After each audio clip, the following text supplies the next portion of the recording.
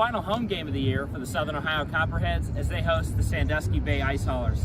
Hey Copperheads fans, welcome down onto the field for this final matchup of the, final home matchup of the year. Tim Hanna alongside Sedric Granger.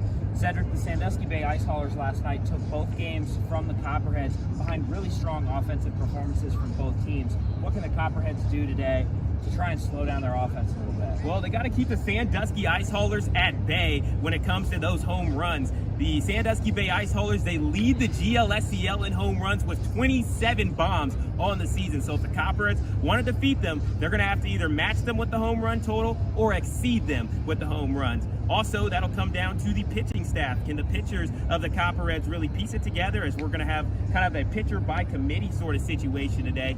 Can they be able to put these together, consistent innings, and holding them under 7 runs, under 6 runs? Because yesterday we saw them put up 6 and put up 8, and that ended up being doomed for the Copperheads. Copperheads offense will need to also continue to string runs together. We talked about yesterday on the broadcast, 45 runs in 4 games, and then the first game of the Ice Haulers game, only 1 run. The second game, only 4 runs. So the Copperheads offense will kind of have to string things together. Adam Beery will be on the mound to start the game for the Copperheads, and first pitch is on its way right after this.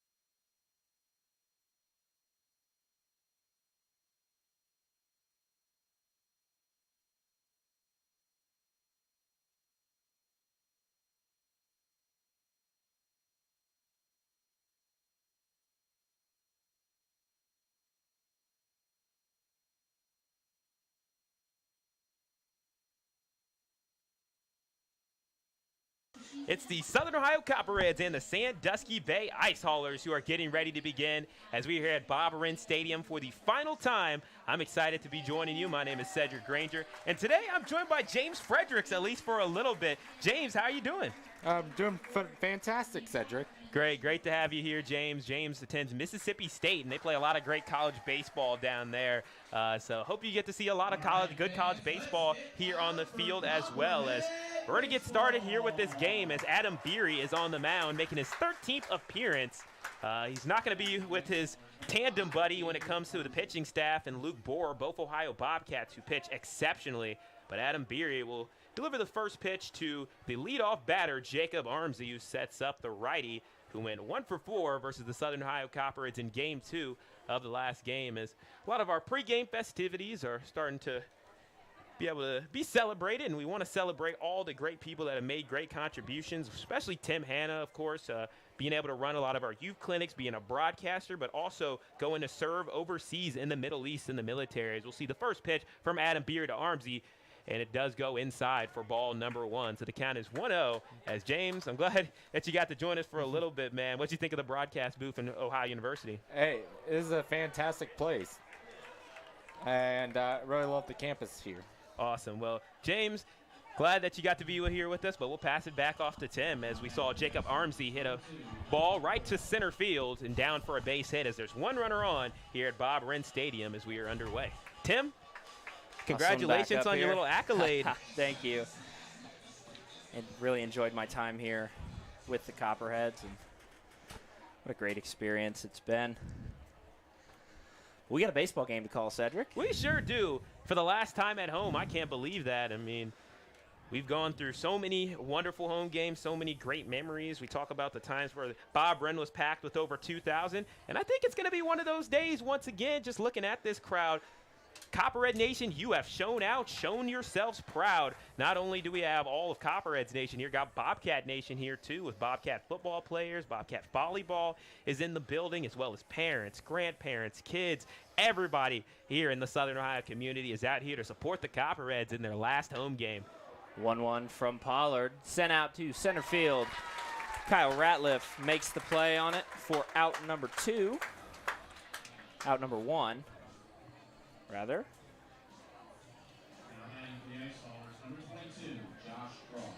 Josh Cross will step up to the plate. Cross, 2 for 2, 2 RBIs and 2 walks in game number 2 yesterday. Really impactful in his time at the plate. Yeah, 100%. He has 7 home runs on the season, including 1 in game number 1 yesterday of the doubleheader. So he's a very dangerous batter.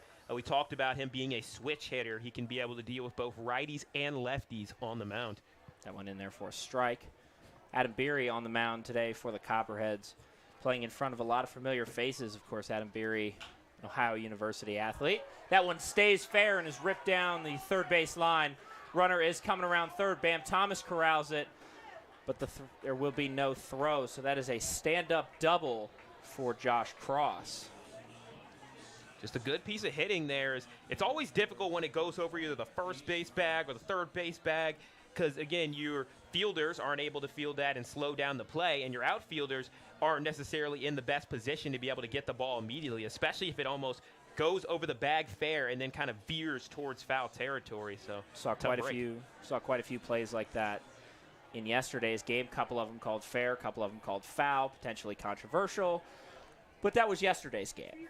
So we'll address the situation at hand. First pitch to Jace Reinhardt outside for ball number 1. Runners on second and third. Armsy is there 90 feet away from the first run of the day. Josh Cross standing on second. That one misses low for ball number 2. Yeah, with Adam Beer, he's got a lot of family here in town. His father is here, as well as his grandma Barb, which we got to have a little conversation with her. Very lovely, and I was glad to get to meet her before this game. That one high for ball number 3.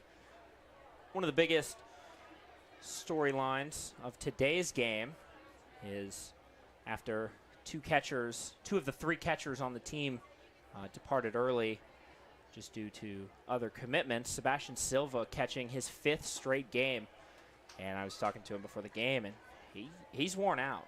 I mean, he's talked about just the physical toll that catching 4 games in a row has on you. And so we'll see if that affects him at all today. Looks pretty solid today in warm-ups, and said he was feeling okay, just a little tired. Nonetheless, that one in there for strike number 2, and it'll load the count at 3-2. Yeah, Silva's essentially running a marathon at the catching position. It's always nice to be able to have breaks, but he's getting a overload of reps here, and he's taking advantage of it. He's been hitting very well, best of his season. That one misses inside for ball number 4, and that will load the bases here early in the top of the first. Only 1 out, and the Ice Haulers threatening. Nathan Archer will come up to the plate now. Nathan Archer yesterday 1 for 4 in game number 2.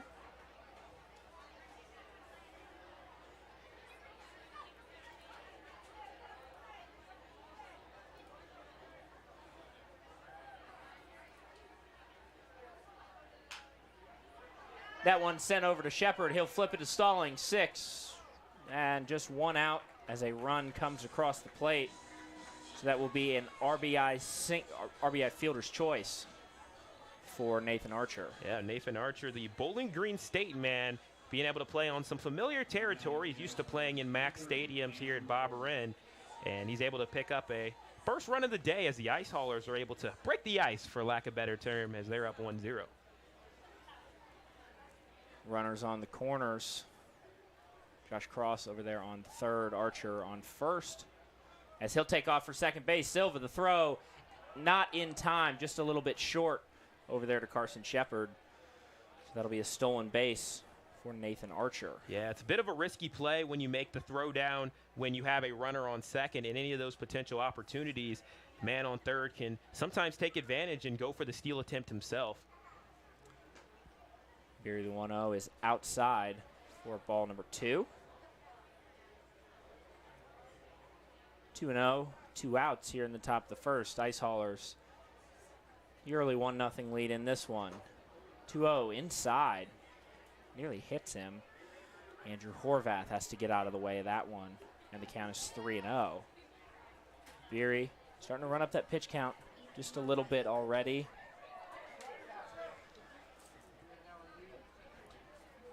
Look on, the 3-0 pitch. That one's in there for a strike. And moves the count to 3-1. Yeah, I want to give a little shout out to Annie Valent, always thinking of her compatriots, giving us some cookies up here in the press box. Very appreciative. Gonna have to save my energy. We've got a special activity going on after the game. So working on a bit of an empty stomach right now, but Empty stomach? What might this challenge be? potentially a hot dog eating contest tonight after the game. So have to save a little bit of room in my stomach and hopefully win that. There's another walk from Adam Beery, his second of the day. And that will once again load the bases as Eli Snyder comes up to the plate. This is an interesting spot for Beery. This is his first start of the year, although this is his 13th overall appearance. Usually being able to get into the game when the game is already flowing is a whole different vibe than getting started, especially when you have so many people in the audience as well. So, again, this place is absolutely packed, and we can probably give some visuals on how packed it is right now. But, yes, I mean, again, it can be something that can get people nervous, and we'll see if Beery can shake off the rust and get out number 3, retire the side.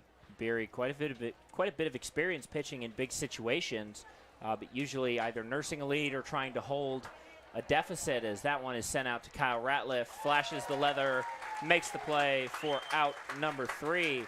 So the Ice Haulers leave them loaded, but get one across here in the top of the first. When we return, it'll be the top of the order for the Copperheads: Carson Shepard, Clayton Hodges, and Kyle Ratliff. You're listening to Southern Ohio Copperheads Baseball on YouTube.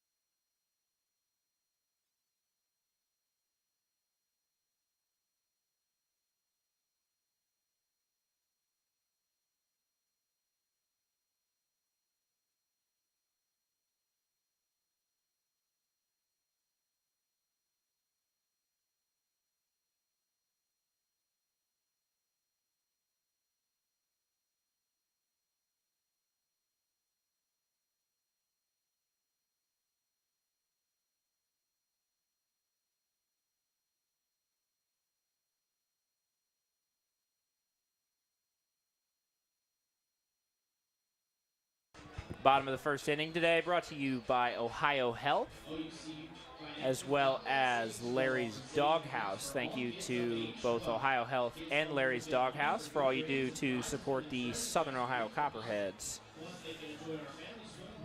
Copperheads trail 1-0 in this one as we head to the bottom of the first.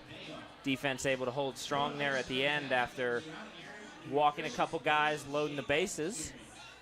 So Copperheads will need to get things going early here. It'll be Carson Shepard, Clayton Hodges, Kyle Ratliff, Mason Nadolny, Trey Rucker, Bam Thomas, Maverick Stallings, Mitch Klass, and Sebastian Silva.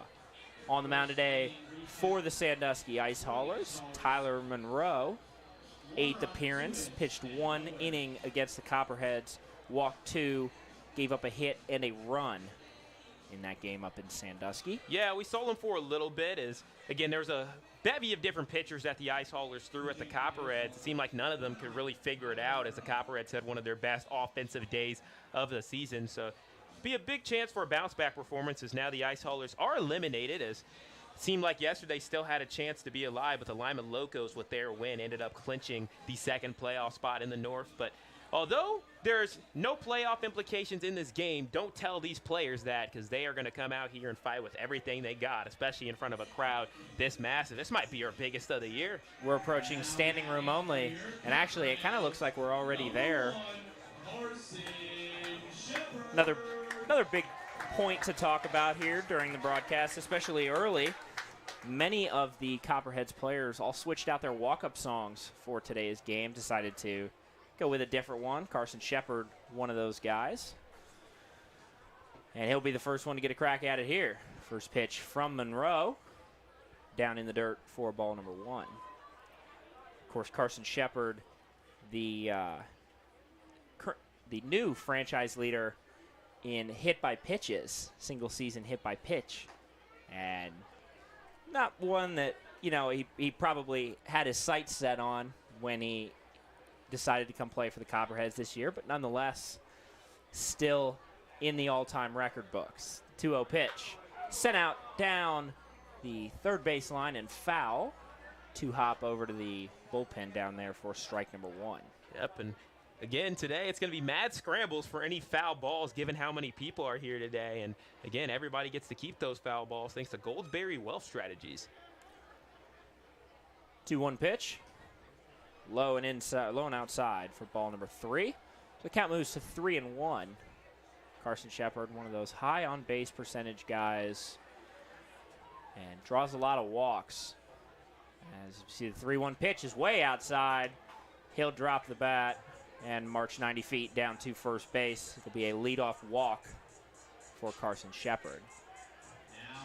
I'm already enjoying the different song switch up. It seems like everybody's got a different one, and we've gotten so used to everybody's theme music that it almost can signal in your head. You already know who's coming up to bat just by hearing the song. So it's going to be interesting having a little bit of a flip-flop here as Clayton Hodges comes up. Bit of a switch up than what we're normally used to.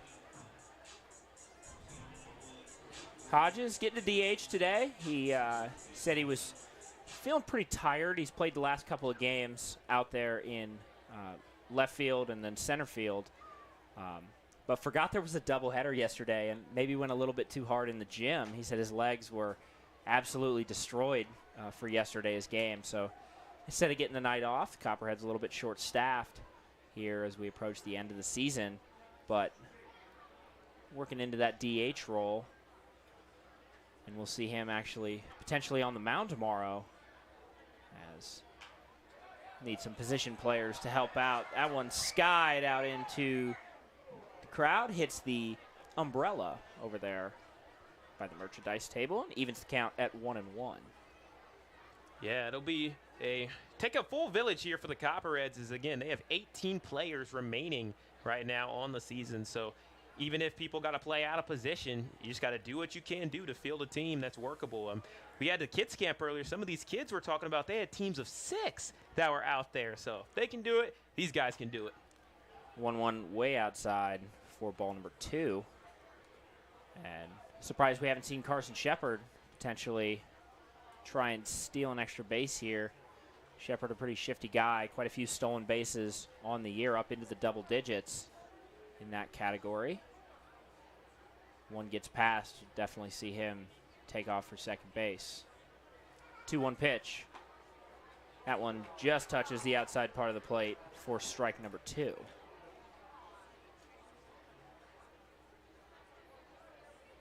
Quite a few different group outings. Of course, OU Athletics, OUCU Financial.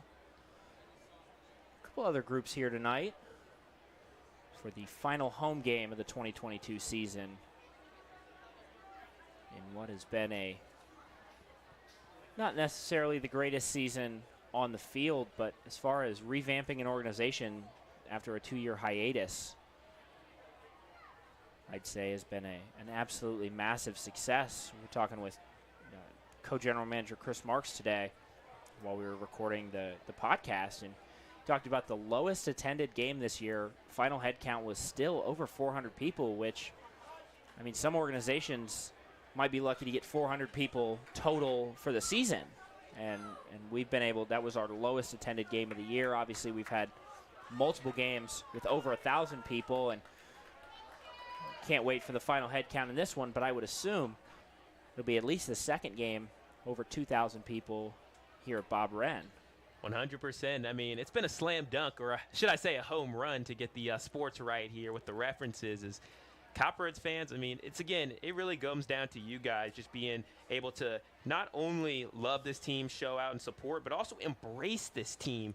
And that comes from the youth level, comes from the adult level, it comes from parents, comes from everybody being able to take it. That one gets past the catcher, and Carson Shepard will advance 90 feet up to second base.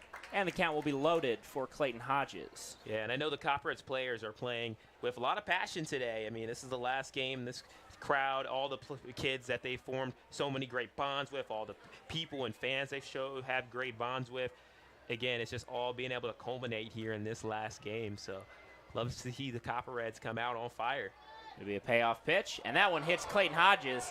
He'll toss the bat, probably say a couple of words to Monroe, and march down to first base. So 2 on now as Mr. Walkoff, franchise leader in home runs, Kyle Ratliff, will come up to the plate.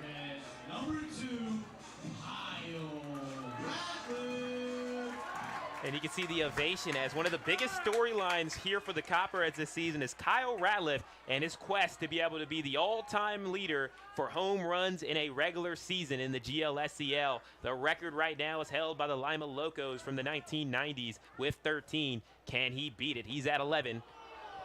Needs 2 to tie, and 3, of course, to cement his name in history as he'll take ball number 1.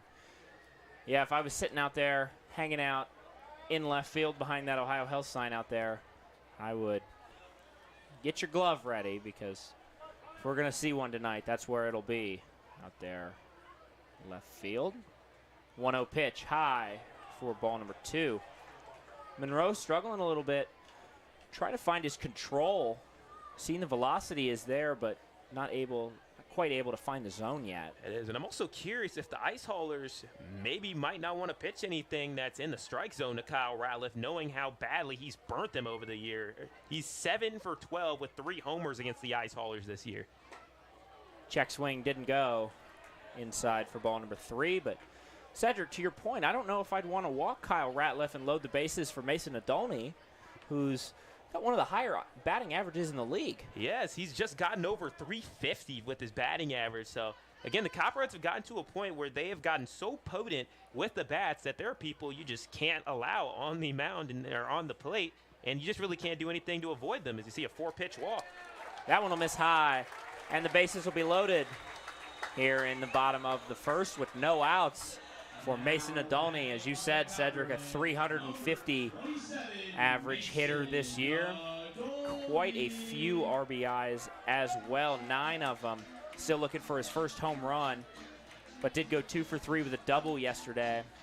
And 7 for 11 as well against the Ice Haulers. So this is not a spot you want to be if it's not a spot you want to be if you're Coach Jared Hagan and the Sandusky Ice Haulers. Well, you heard what Coach Lanning said yesterday. Expect a lot of fireworks from this game. And whenever the Copperheads and Ice Haulers are involved, you're prone to see a lot of high-scoring matchups. We think back to Game 1. Copperheads went on the road to Sandusky, and they won that game 12-9 in that matchup. And there was a lot of home runs in that one, 6 to be exact. And then yesterday, in the doubleheader, we saw a total of 3 home runs, which is a little lower than we expected. But still, some pretty high-scoring games, 8-7, relatively high-scoring, especially for a 7-inning affair. So both of these two teams know how to score and score in bunches. So expect a lot of fireworks tonight as Mason Adolny takes them at plate.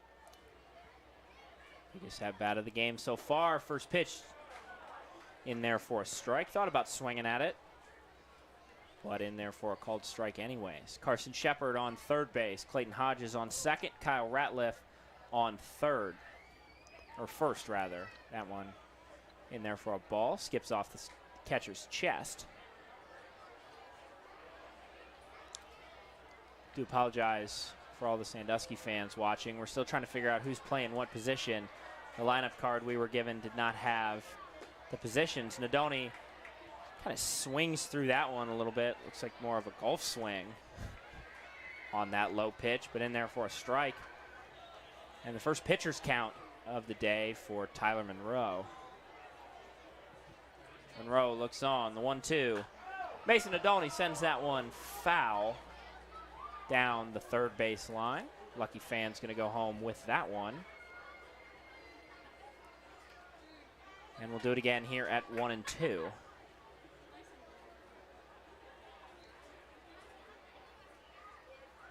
can hear the crowd in the background. The 1-2 pitch, check swing, did he go? Yes, he did, and that is a strikeout, the first of the day for Tyler Monroe.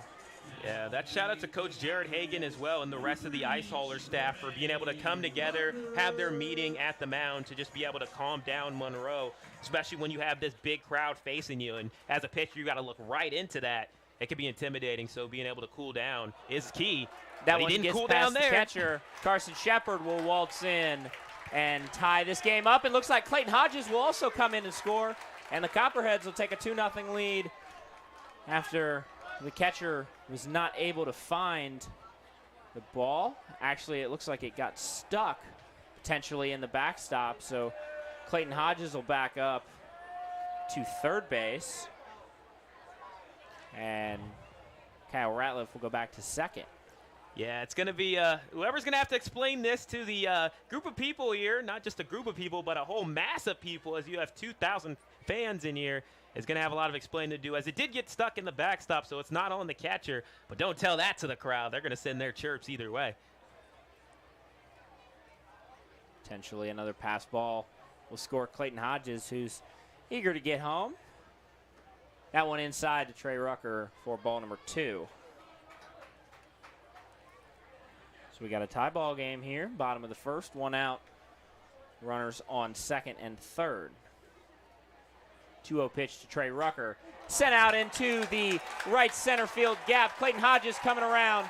Kyle Ratliff coming around. That'll be a 2 RBI stand up. Oh, potentially a triple. Trey Rucker legging one out, and he gets in. That's a 2 RBI triple for Trey Rucker. Copperheads take a 3-1 lead here in the bottom of the first. Trey Rucker finds that right center field gap and gives his team the 2-run lead. He's been doing the best at opportune hitting, Tim, on this team. That was something Coach preached for weeks on end when the Copperheads were having their struggles. Who's been answering the call in that situation lately? Trey Rucker. He seems to always come up with an opportune hit when the bases are either loaded or whether there's 2 runners on in scoring position. He tends to come away with a big hit. So Ashton Bam Thomas will come on. Trey Rucker standing on third base, only 1 out. First pitch to Bam, high for ball number 1. That sure got the crowd energized. It looked like Trey Rucker was kind of just hanging out a little bit. Slow walk in over to second base, and then realized he probably could have legged it out a little bit more. Got the sign from Coach Lanning and got in for a triple. His 3rd or 4th triple of the year, as a matter of fact. Guy with a lot of speed. Always willing to take a little bit of a risk to get an extra base or a stolen base. As Bam Thomas will pop that one up behind the plate. That one's coming in and will hit the top of the bleacher there and ricochet back towards the backstop. And you always fans love to all see kind of it. searching around. Everybody's all right down there. Yeah, and there was a man who ended up catching the ball and then gave it to a little girl sitting right next to him, which was very kind. All one big happy family here at the Cheads, and you can see it every single day, every single hour. 2-1 pitch to Bam Thomas outside for ball number 3. And Tyler Monroe still trying to find the zone a little bit, working that pitch count up pretty high. We'll see how long he ends up staying in this game. Obviously only the first inning, as he'll hit Bam Thomas there, who will march down to first base. And that's now 2 hit by pitches and 2 walks this inning for Tyler Monroe. It is, and I think that's the crowd. That's the factor that the crowd brings to the game, being able to, again, create that energy. When you allow a hit, you're going to hear it. Not only are you going to hear it from the other team's dugout, but you're also going to hear it from this massive crowd whenever anything happens.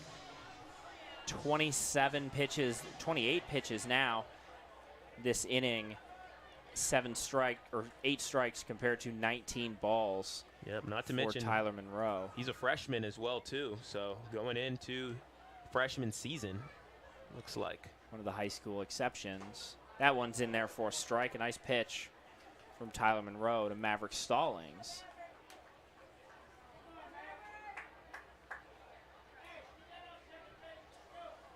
Maverick Stallings came up in a big spot last night. Had a really nice hit into the gap, scoring that RBI. 3 for 9 as Bam Thomas will go. No throw as Trey Rucker was threatening to come home. So that's a stolen base for Bam Thomas. I love the decision there from Bam Thomas, of course. Whenever runners are on the corners, that's one of the best times to go for the stolen base at second, especially when you have such a speedy base runner in Trey Rucker, who's already proven he can steal bases and can steal home. It definitely has a big threat for the Ice Haulers. And again, this is their 4th matchup. These teams are starting to know each other. They're starting to get each other's tendencies down. So again, just taking advantage of what they already know. 2-1 pitch on its way to Stallings. That one inside for ball number 3. And now another situation for a potential walk as Mitch Class stands in the batter's box, or the on-deck circle, rather.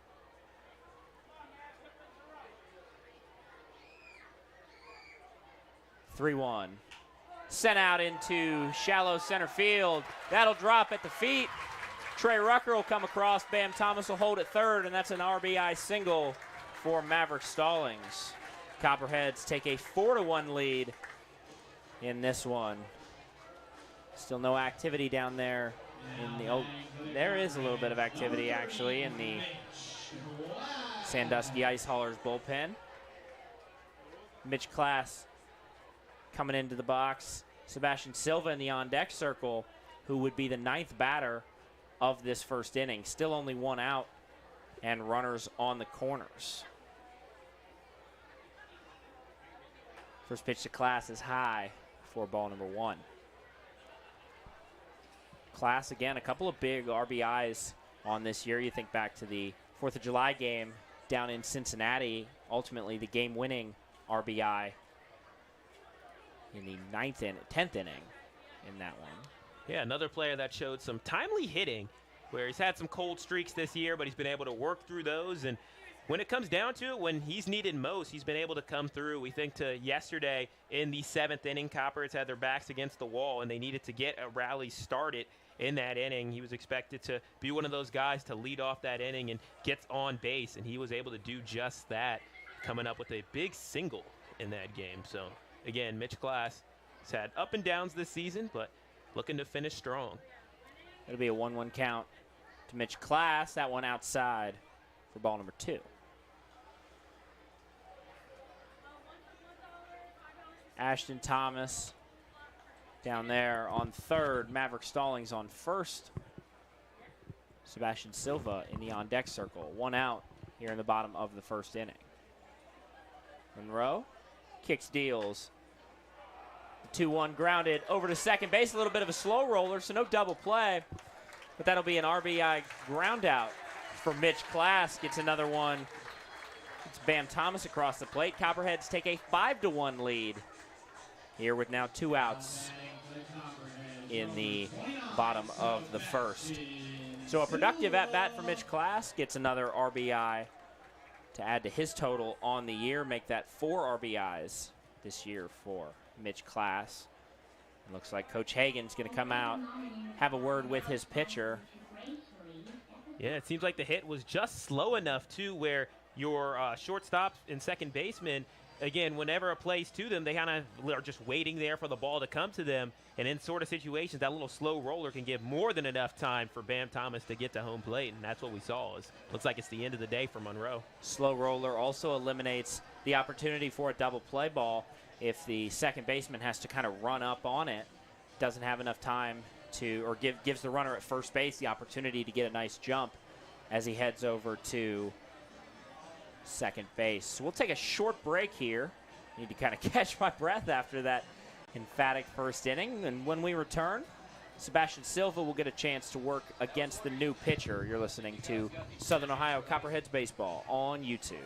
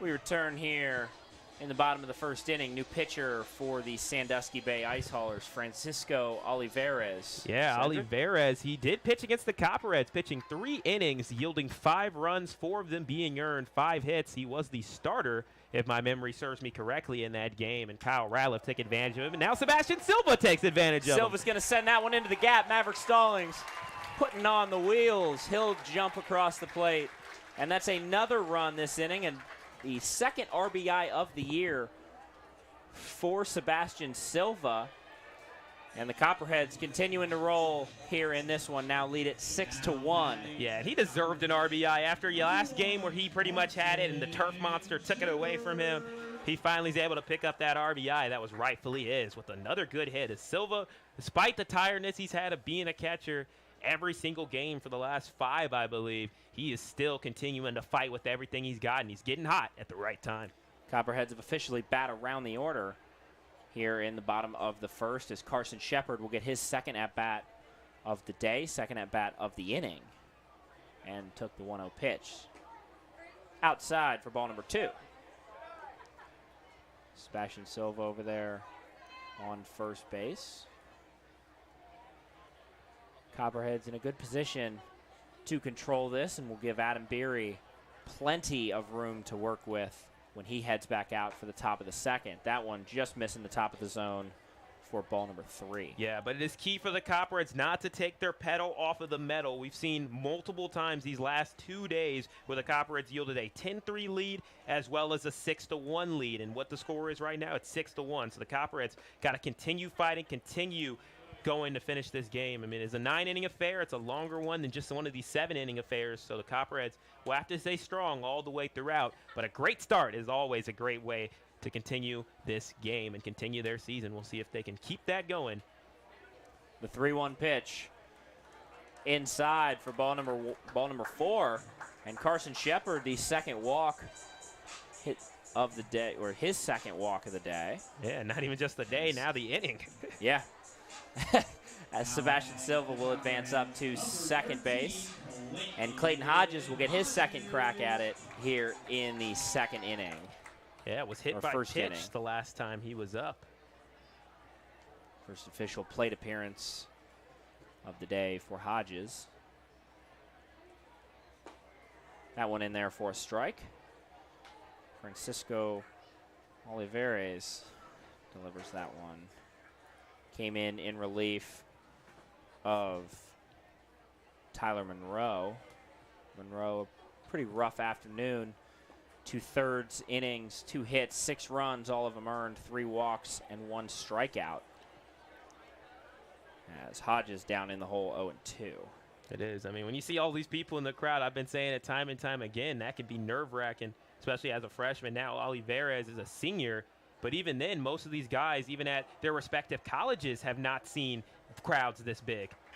That one chopped over, and the play is made for out number 3, but the Copperheads pour it on here in this one, and we'll head to the top of the 2nd inning, where the Copperheads lead it 6-1 for the Ice Haulers. It'll be Renfro, Montgomery, and Armsy. You're listening to Southern Ohio Copperheads Baseball on YouTube.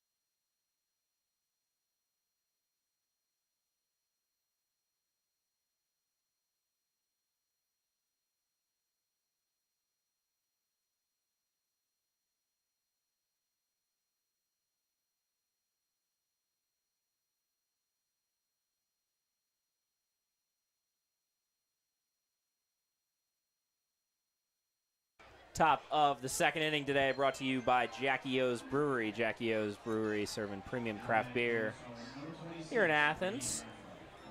Of course, Copperheads fans over the age of 21 highly recommend trying out that Homer's Hazy IPA.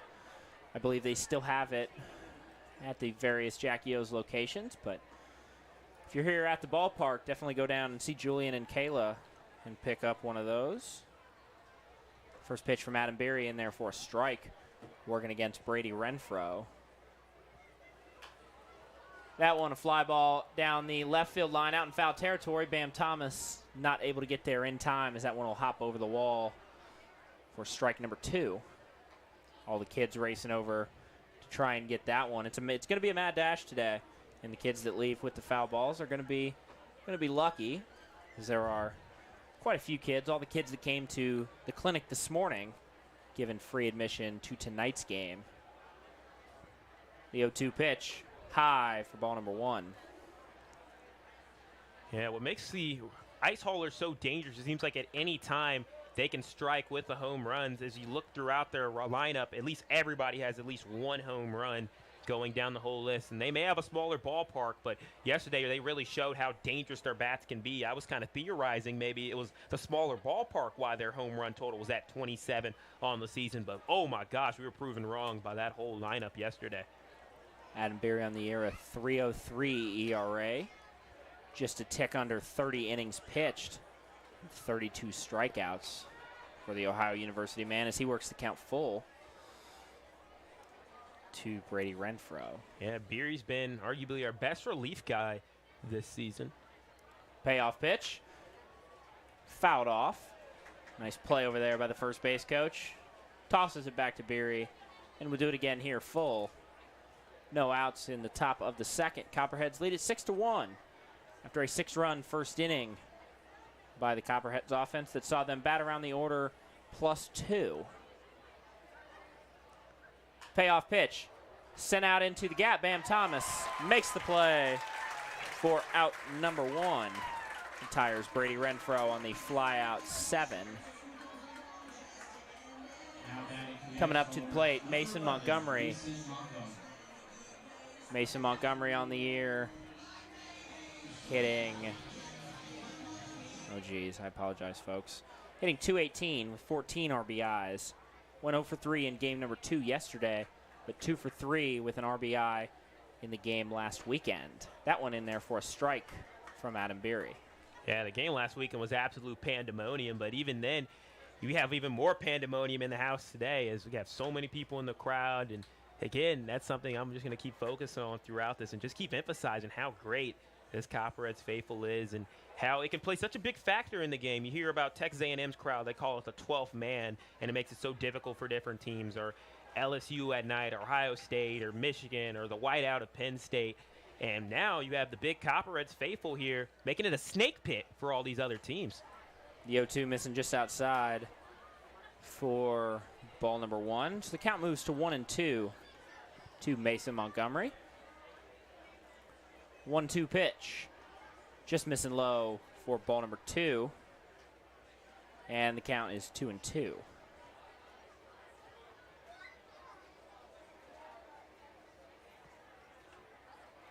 Montgomery's another one of those BGSU players. Got him swinging. Strike number 3. Strikeout number 1 on the day for Adam Beery, and that is out number 2. Can't fail to mention how Beery had such a great day on that game last weekend against the Ice Haulers, where he had a couple innings pitched, and he struck out 5 batters in that game. Came in as a middle reliever after Gilkey provided the grounds with a solid start. Back to the top of the order, Jacob Armsey swings at that one for strike number 1. 2 outs here in the top of the second. Looking like close to maximum capacity plus some, as the grassy areas just to the left and right of the field are now starting to become flooded with people bringing their chairs and blankets. That went in there for a ball. It is, Tim. I think during the commercial break we might have to move the iPad a little bit just so everybody can see just the massive amount of people we have here today. One misses for ball number 2.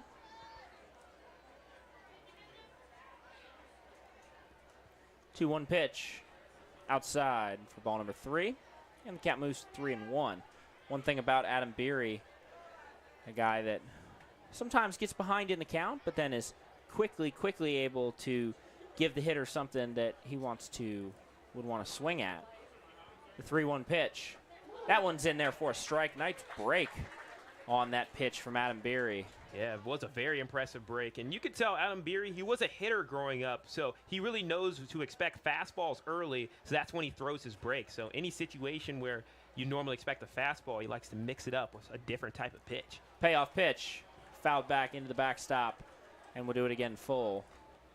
Working against Jacob Armsey. First time he was up to the plate. Reached on a single. The only hit of the day. Or one of the only 2 hits on the day for the Sandusky Ice Haulers. Beery looks on. He'll get the signal from Silva. The payoff pitch. Sent out into the gap. Drops at the feet of Trey Rucker. And Cedric, you knew Trey Rucker wasn't going to catch that one as his hat stayed on his head. Ah, gosh, it's like you're having the superpowers right there. The hat's the concealer. If you knock that hat off, he becomes Superman out there. I guess the hat, it is green. It could be kryptonite. Who knows? Nice breeze coming in from the outfield.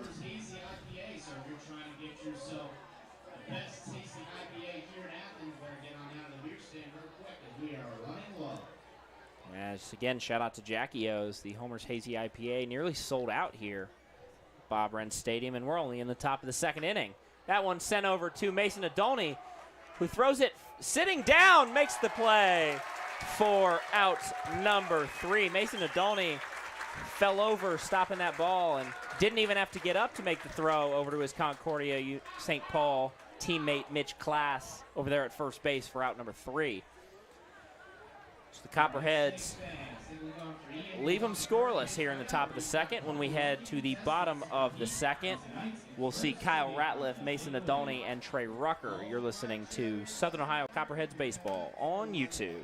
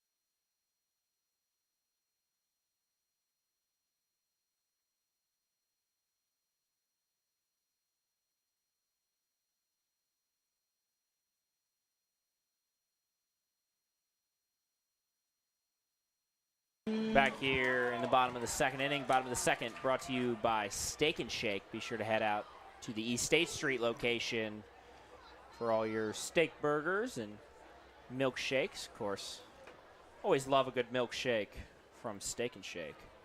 Thank you for partnering this year with the Southern Ohio Copperheads. Kyle Ratliff will foul that one off for strike number 1 to get things started here in the bottom of the second. Copperheads looking to carry the momentum they had with them in the first inning, where they put up 6 runs, one of the highest scoring innings of the year. And in recent memory, one of the best innings the Copperheads have had probably in this last week and a half. Yeah, it definitely is. It's up there with the Cincinnati Steam's 6th inning, and I'd say the Grand Lake Mariners' emphatic 7th inning. What an incredible inning that was. 10 runs, capped off by the walk-off home run by Kyle Ratliff, but he'll go down looking for out number 1 as Kyle Ratliff looks at a pitch to the outside part of the plate. Yeah, so he'll be sent down on strikes. A very uncommon situation for Ratliff. Does have quite a few strikeouts on the year. However, not a ton in situations like this. Well, Olivares, he remembers that first matchup they had against the Copperheads. Starting off in that game, you're in front of your home crowd, you're on TV in Sandusky Bay as well as on the radio. And what does Ratliff do on the first pitch you throw to him? Hits it out of the park, and doesn't just hit that ball out of the park. With it being so small of a ballpark, it went harpooned into even another ballpark. It was that big of a hit. He's going to remember that. These pitchers, they remember which guys they gone against, which guys hit home runs on them, and it's a sense of pride. And with Olivares getting his first shot at Ratliff since that game, he definitely wanted to prove him wrong, as Ratliff, he had a 4-pitch walk and now struck out in 3 pitches as he's trying to keep his streak alive where he has a hit in every game in the month of July. And talking about a guy who's trying to keep his streak alive here, Mason Nadolny also batting very well on the year. It's been a model of consistency on both sides. We saw that amazing play that he had sitting down, making the throw still to Mitch Class right there perfectly. And we'll see if he can get it done here with the bats. 3-1 pitch in there for a strike. Mason Nadolny will load the count at 3-2. Nadolny leads the team by about a tenth of a percentage. He's hitting .351 as he'll pop that one up into right field. Play is made for out number 2. So not quite the inning that we saw in the bottom of the first, but a couple loud out there from Mason Nadolny, and we'll see what Trey Rucker can do. Trey Rucker, the 2 RBI triple in that first inning, scored 2 of the 6 runs. He then scored himself. That one in there for a strike from Olivares. Trey Rucker on the season, .274 batting average. Of course, 3 triples, 17 RBIs. Still searching for that first home run, as that one will be a called strike on the outside part of the plate. Trey Rucker down 0-2 in the count. Olivares kicks, deals. Trey Rucker fouls that one back into the backstop, and we'll do it again at 0-2. Trey Rucker with a very memorable first at bat today as he tripled to right field and was able to turn it into a triple. Olivares, the 0-2. Trey Rucker sends that one flying out into the Copperheads bullpen. If that one would have been straight, we'd be looking at potentially another triple from Trey Rucker. We'll do it again here at 0-2. And he's due a home run. He's had so many close calls this season. It would break my heart to see him not get that 1 homer of the year. That one chopped over to third. The throw in time. And the Copperheads go down 1-2-3 here in the bottom of the second. So we'll take a short break, and when we return, it'll be Josh Cross, Reinhardt, and Archer. We're listening to Southern Ohio Copperheads baseball on YouTube.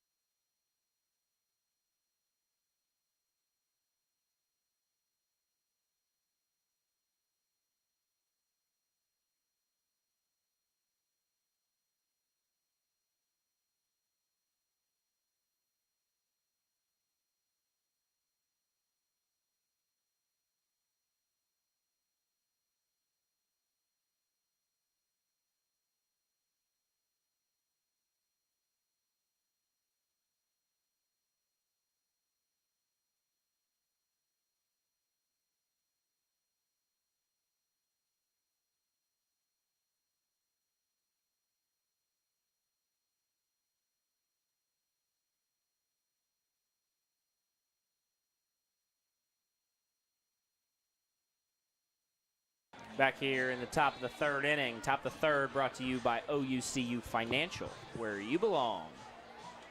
Shout out to OUCU Financial, bringing the crowd tonight. Of course, sponsoring a couple of the on-field promotions. Cross is going to pop that one up. Shepard calls it, gets underneath it, makes the play. And 1 pitch, 1 out here in the top of the third. Great to see that from Carson Shepard. He's had some struggles as of recently with clean fielding. So we're going to see if Carson Shepard can be able to put it together, as baseball's really a mental game. And, again, you'll go through your highs, you'll go through your lows. So, again, it's all about being steady, even in your lows, being able to keep your cool and know that there's another game the next day where you can be able to have a better game than you did the day before. Catcher Jace Reinhardt's going to pop that one up down the first baseline. Fans clearing out of the way. And that one will go foul for strike number 1.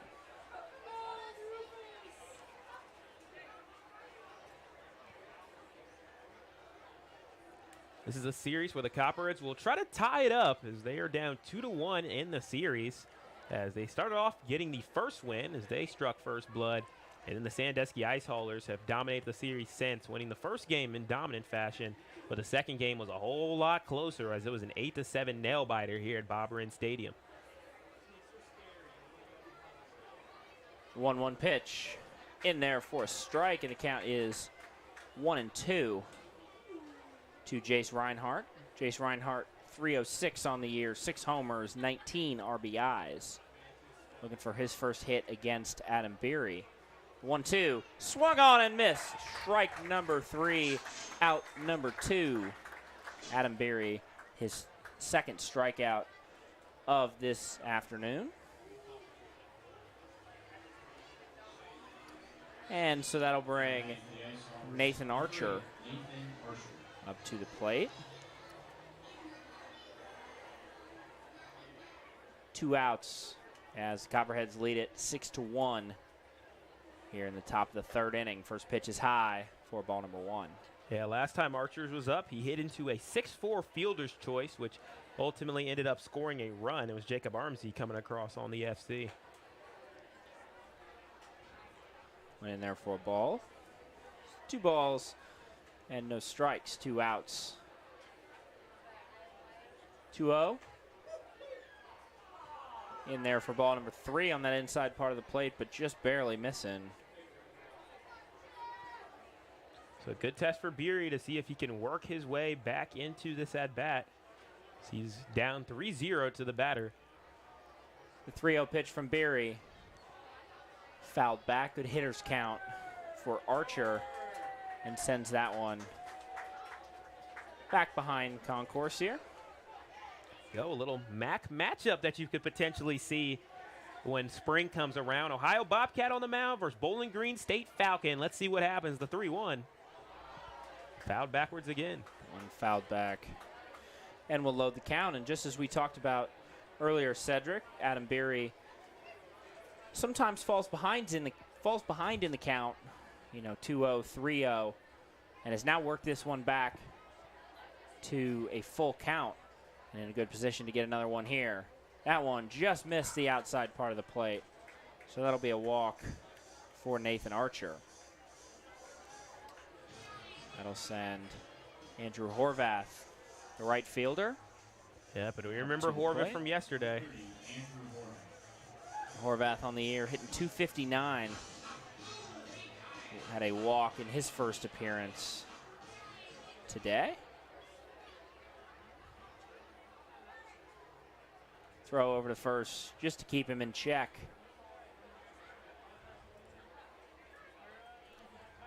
That's Nathan Archer down there on first base. First pitch misses low, and that'll be a stolen base for Nathan Archer as that one kind of goes off Silva's foot. And the count is 1-0. Yeah, just good timing on the stealing. Some of these base runners just have that sixth sense to almost know when a pitch is going to go awry or the catcher's not going to be in the best position for a throw down, and Archer showed it right there. Especially after a pickoff attempt, that's definitely pretty gutsy to go for the steal, but chose a great time. The 1-0 pitch for Horvath. Beery faked the throw back. Fires in and low for ball number 2. Beery kind of struggling a little bit as well, trying to find the zone. And we'll see if he's kind of able to settle in this. Strikeout to walk ratio in this one, not terrible, about 1-to-1. 27 strikes to 26 balls. 2-0 pitch. Sent out into the gap. And Looks like there will be no run, as Archer will hold up there at third. Bam Thomas jumped on that ball, got it in quickly to Nadolny to prevent that runner from coming across the plate. So a bit of a two-out rally here for the Sandusky Bay Ice Haulers, as Eli Snyder, the designated hitter, will come up to the plate now. With the runners on the corners, that's Nathan Archer on third, and Andrew Horvath, on first base. First pitch to Snyder, swung on and missed for strike number one. A little bit of curve on that pitch, broke just towards the bottom of the zone. Adam Beery looking to throw up another goose egg here in this top half of the third inning.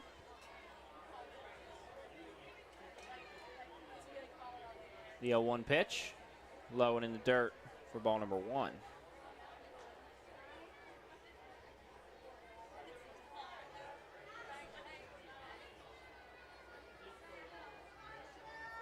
Beery will look on. 1-1 pitch, fouled back into the net for strike number two. And the Ice Haulers down to their final strike here in this top of the third. Of course, shout out to all the Copperheads players that are sticking it out to the very end. I know a lot of guys are busy this time of year between making time for family and getting ready to go back to school and all the fall ball workouts that these guys do. So shout out to the guys that have been sticking it out these last couple of games. Of course, now some guys getting an opportunity as well to kind of fine-tune their skills as the season's coming to an end. Guys that didn't necessarily play a ton during the season. You look at Sebastian Silva, Clayton Hodges, guys like that getting a little bit of extra chance to play. That one will miss low, and we'll have another payoff pitch here in the top of the third. Eli Snyder able to work the count full.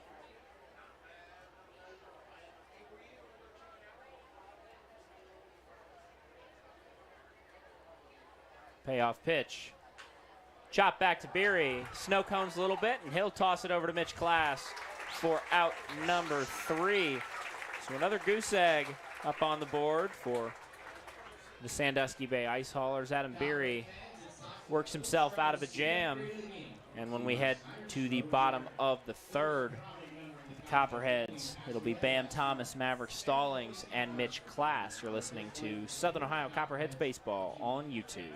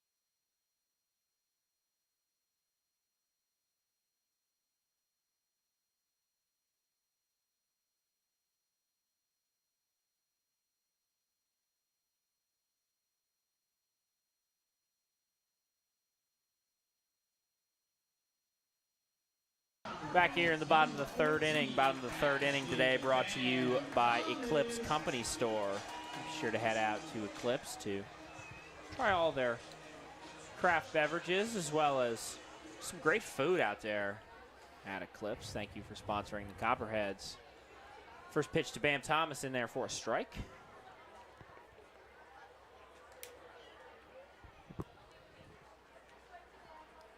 Bam Thomas, his first appearance. He's hit by a pitch as he'll send that one out into the gap, and that'll be a hit for Bam Thomas as he'll around first and scoot back towards the base. That's a leadoff single for Bam Thomas and the Copperheads. There's the new walk-up song for Maverick Stallings. First time he came up to bat, played his old song. He came back up here in between the inning and got it all straightened out with Trev up there in the press box. So Maverick Stallings getting his new walk-up song. See if he can get himself pumped up. First pitch in the dirt for ball number 1. Yeah, these guys take their walk-up songs very seriously. I mean, baseball is a big sport of superstition, and whenever there's a song that's your new song and that you're really vibing to, maybe you had something good happen to you while you're listening to that song, or it just puts a good feeling and give you a nice little vote of confidence, having that song is definitely key. That's why Maverick Stallings, he came out of the dugout, came all the way up here to the press box to make sure that got corrected. The 1-0 pitch, 2-0. I believe it's 2-0. Pitch. Chopper over to Archer. 6-4. 3 double play. Archer, Montgomery, and Renfro linking up. And quickly now 2 outs for the Copperheads here in the bottom of the 3rd inning. That'll bring Mitch Class up to the plate. With Mitch Class, a RBI ground out to score Trey Rucker in that 1st inning.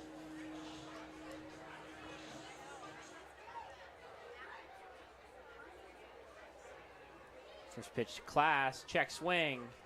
He went, and that's strike number 1.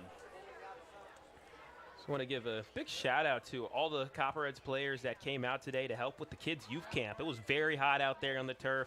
Definitely not easy to do, especially after playing 2 games the night before. They had to wake up early in the morning. That one chopped over to Mason Montgomery. The throw in time. And the Copperheads will go 1-2-3 here in the bottom of the 3rd inning.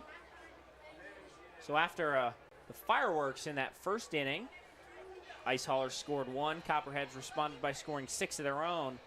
Have not had a score since then. So we'll head to the top of the 4th. Top of the 4th, we'll see Brady Renfro, Mason Montgomery, and Jacob Armsey for the Sandusky Ice Haulers. You're listening to Southern Ohio Copperheads Baseball on YouTube.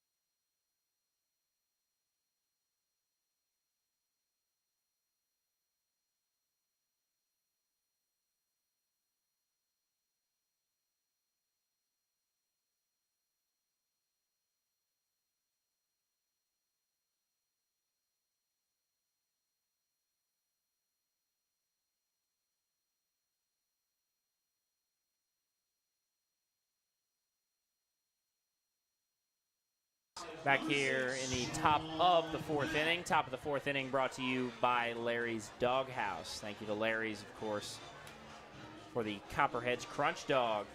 And, of course, working the concession stands here at Bob Wren. Appreciate everything you guys did for us this season. That's the end of the day for Adam Beery. 3 innings pitched for him. 3 innings, 4 hits, 1 run, 3 walks, and 2 strikeouts. So a pretty great season, and something that Craig Moore and the Ohio Bobcats will definitely be excited for this upcoming season. Being able to use Adam Beery with Sean Peck now on the mound for the Copperheads, Cedric. Yeah, Sean Peck struck out 14 this year, only walked 5, pretty darn good ratio. And he's had some experience against the Sandusky Ice Haulers as he closed out the game in the first game of this series against the Sandusky Ice Haulers back on the 18th. Came in the 9th inning. Copperheads were now yielding a little bit of runs in the 9th inning. Things were starting to accumulate. Who shut the door? Sean Peck did. And he's had a couple of great outings as a closer. We also want to think about that game where against the Hamilton Joes, where the Copperheads only win against the Joes. He took over that game, pitching the last 5 innings and just shutting the door on the Hamilton Joes. So we'll see what Sean Peck does. We'll see if we get that same type of performance we had from that first game against the Joes way back in game 2 of this season. That feels like an eternity ago, but also like just yesterday. Be working against Brady Renfro as the first pitch is in there for a ball. Renfro, a fly out to Bam Thomas out there in left field, his first appearance. As he'll send that one sky high. Ratliff drifting back, flashes the leather, makes the play. 1 up, 1 down here in the top of the 4th inning. It's 2 flyouts on the day for Brady Renfro. Ball will go around the horn and back to Peck as Mason Montgomery will come up to the plate. Struck out in his first appearance.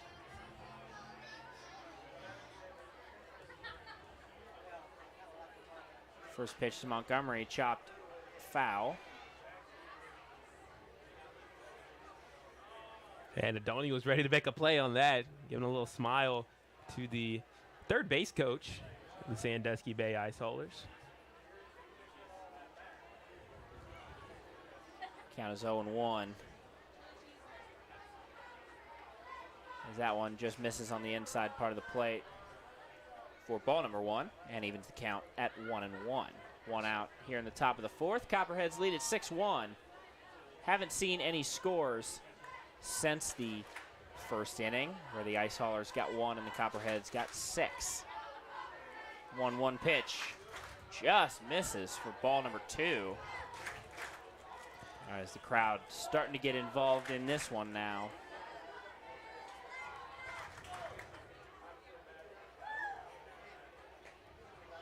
Two-one pitch in there for a strike. Finds the zone on that one, and will even the count at 2-2. Yeah, speaking of the fans, I just want to shout out a special fan in Ethel who's turning 98 today. Happy birthday to her. She's been a longtime Copperheads fan, Copperheads supporter, and just congratulations on being able to make it to 98. That's wonderful. Counts full now to Mason Montgomery. That one, couldn't tell if that one hit him or what, but looks like it did not hit him. Looks like it just missed high. So now it's the 3-2 count. Actually thought that was a the 3-2 pitch. Turns out it was the 2-2 pitch. Yep, but I think it might have been a hit by pitch. It looked like it nicked his finger, but maybe they're saying it was off the ricochet off of Silva's helmet. Potentially off the Sebastian Silva's batting helmet. Silva, of course, made the switch over to the hockey-style mask after the first part of the year using the traditional 2-piece. That'll be a walk from Sean Peck, only his 6th one of the year. And 1 aboard now with 1 out for the Sandusky Bay Ice Haulers. Yeah, a little Josh Steidel-esque there with the that style. Catcher's helmet is, we've seen a lot of different things from all of our catchers this year, and just again want to say thanks to all the Copperheads players that have made contributions throughout this year. Josh Steidel, a big contributor throughout this season. Matt Friesen as well. That catching position is one that would go down as this season as one of the highlights of this squad. It was from day one when we went to practice for the first time, just seeing that catching group. It was like clockwork with that group. First pitch in there to Jacob Armsy, back to the top of the order, in there for a ball. Armsy on the day, two singles, able to score the only run of the day for the Ice Haulers. That one swung on and missed for strike number 1. And it's evens the count at 1-1. Yeah, even other players as well, such as Cody Williams, who's now back and gone. Luke Bohr, of course, big name that's not here with the Copperheads anymore, went home a little bit early, as well as Andrew Clellan, who got injured in game number 1. A lot of you guys, unless you think back or remember game 1, you won't remember Clellan, but Clellan was our starting pitcher for that first ever game. He was the first person to throw the pitch here for the Southern Ohio Copperheads when their return. That one fouled off and will even the count at 2-2. Armsy looking for his 3rd hit of the afternoon with Mason Montgomery on first base rather. Sean Peck from the stretch. Look on. Fire the 2-2. Another one sent foul. And we'll do it again at 2-2.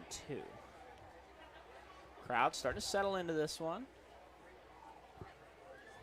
Not seeing the fireworks they saw in that first inning yet, but still continuing to stay with it, supporting the Copperheads. 2-2 pitch. Sent on a rope over to Shepard. The throw back to Mitch Class. Not in time. That one's going to get past him. Over to the dugout. Silva's going to fire it back to second base. The throw, not in time. Just barely missing on the Shepard throw, or the Silva throw back over to Maverick Stallings. But 2 outs now as Mason Montgomery started to drift a little too far away from first base, so Shepard threw it over to Mitch Class. Mitch Class, of course, missed the ball, went over towards the Ice Haulers dugout, and Silva able to catch it and fire it over to Maverick Stallings, who was on second, but the throw just barely late. So a lot of chaos on that play. That's what happened. Sean Peck will take a step off the mound as Michael Pollard now in the box. Yeah, you parsed that very well, Tim. Like it was clockwork, masterfully done on that broadcast. Good stuff.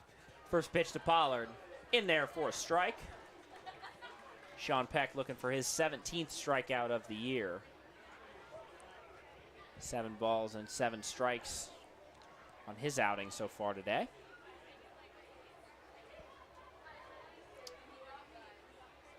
The 0-1 pitch to Pollard, just missing low for ball number 1.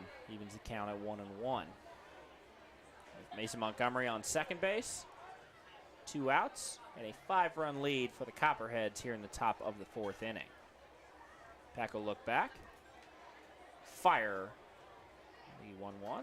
Just missing for ball number 2.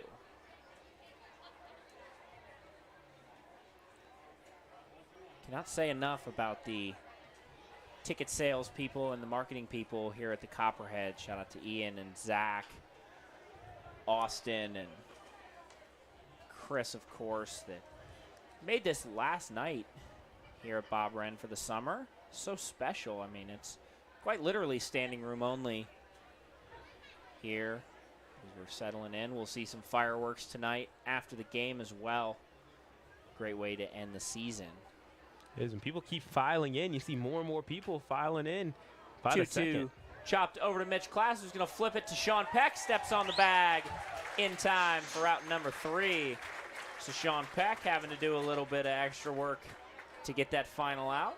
But he and Mitch Class are on the same page. So we'll take a quick break and head to the bottom of the 4th inning. It'll be Sebastian Silva, then back to the top, Carson Shepard and Clayton Hodges. You're listening to Southern Ohio Copperheads Baseball on YouTube.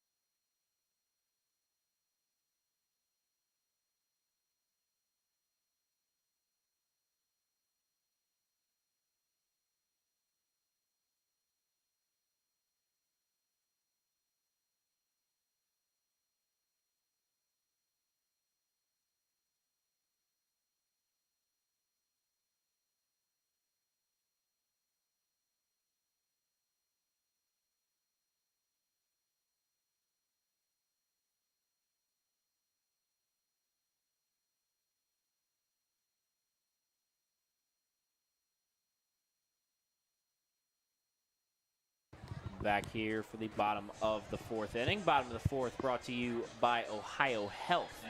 Sebastian Silva will get things started here in the bottom of the 4th inning. Silva, of course, catching his 5th game straight. Tomorrow will make it 6 games straight to end the year.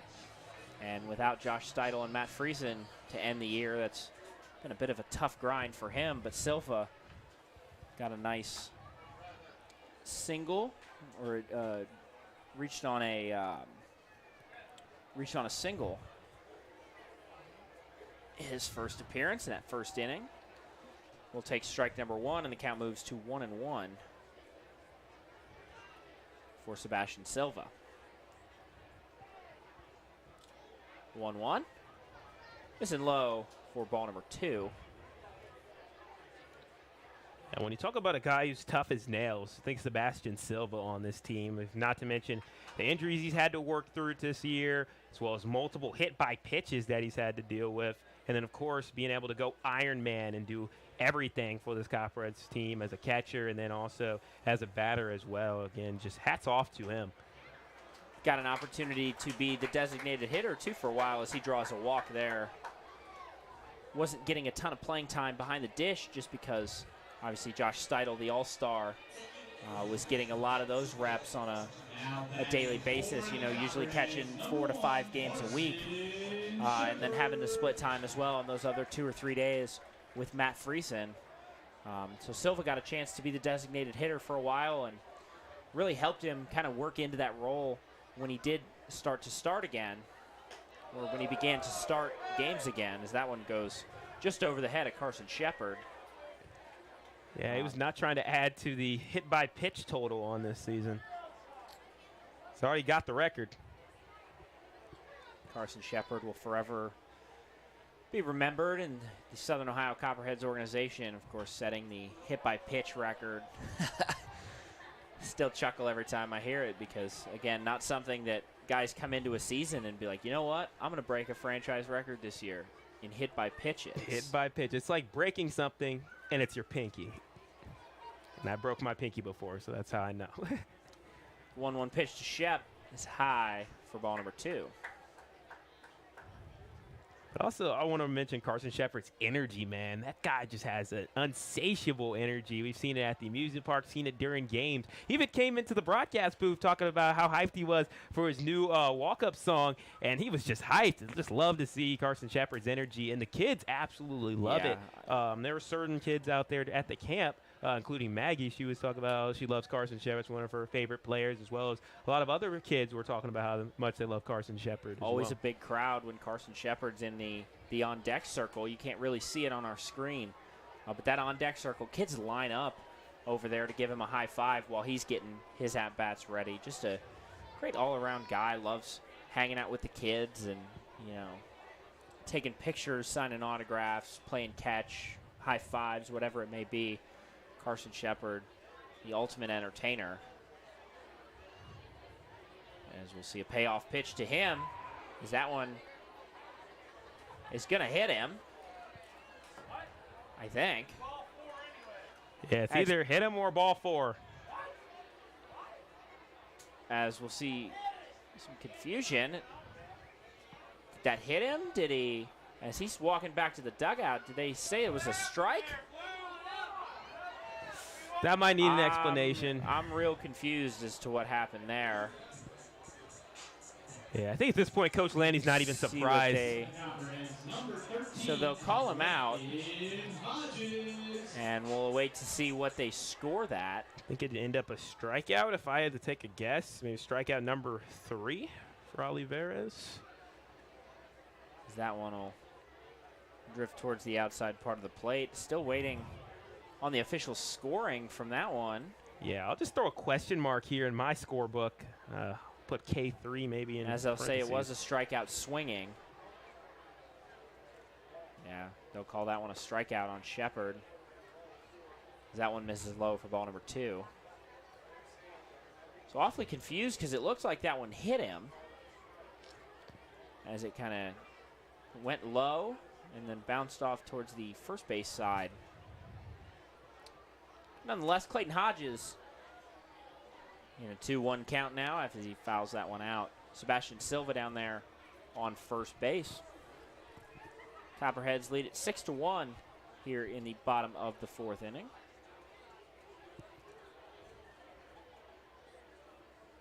Two-one pitch from Olivares. Chopper into the gap. That one will get past the first baseman, Brady Renfro. And that'll be a single for Clayton Hodges. Silva advances up to second base. Hodges will park it on first as Mr. Walkoff, franchise leader in home runs, Kyle Ratliff, comes up to the plate now. And another situation like we saw Sedric in that first inning when Shepard and Hodges both able to reach, get on base, and then Kyle Ratliff was in a bit of a, Tyler Monroe in a bit of a predicament whether he was going to continue to pitch to Kyle Ratliff or just kind of settle for a walk and load the bases and hope that Mason Nadolny couldn't score any of those runners. It is. That decision just came down to, if you look at the guy with the slugging percentage, they do remember a lot of the home runs. Some issues there. Wild pitch. That one will get past Reinhardt, and the runners will advance 90 feet to second and third. So now two guys in scoring position for Kyle Ratliff with only one out. That one kind of bounced around. Jace Reinhardt had a little bit of issues trying to corral that one. And the count is 1-1 to Kyle Ratliff. Ratliff still chasing the league record for home runs. Needs 3 to break the record, 2 to tie it. As the record is 13, Ratliff at this moment with 11. Already blown the franchise record out of the water, previously set by Blaine Krim in 2018.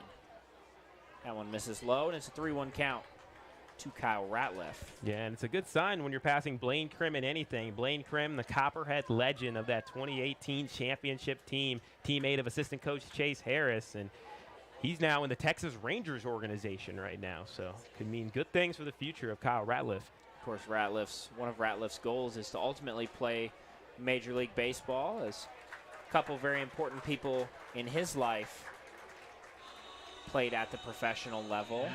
Encourage everybody to go check out the story written in the Athens Messenger. Kyle Ratliff gave some really good quotes in that one. And a couple of the gentlemen that he looked up to growing up both played professional baseball, modeled his game after them, his work ethic, things like that. So wish nothing but the best for Kyle as he'll go up to SIU Edwardsville to play some baseball for them this spring, and they've got a good one. They sure Mason do. Nadolny will take strike number 1 with the bases loaded. Check swing didn't go, and that's ball number 1. Nadolny, of course, racked up went down on strikes in his first appearance and then flew out.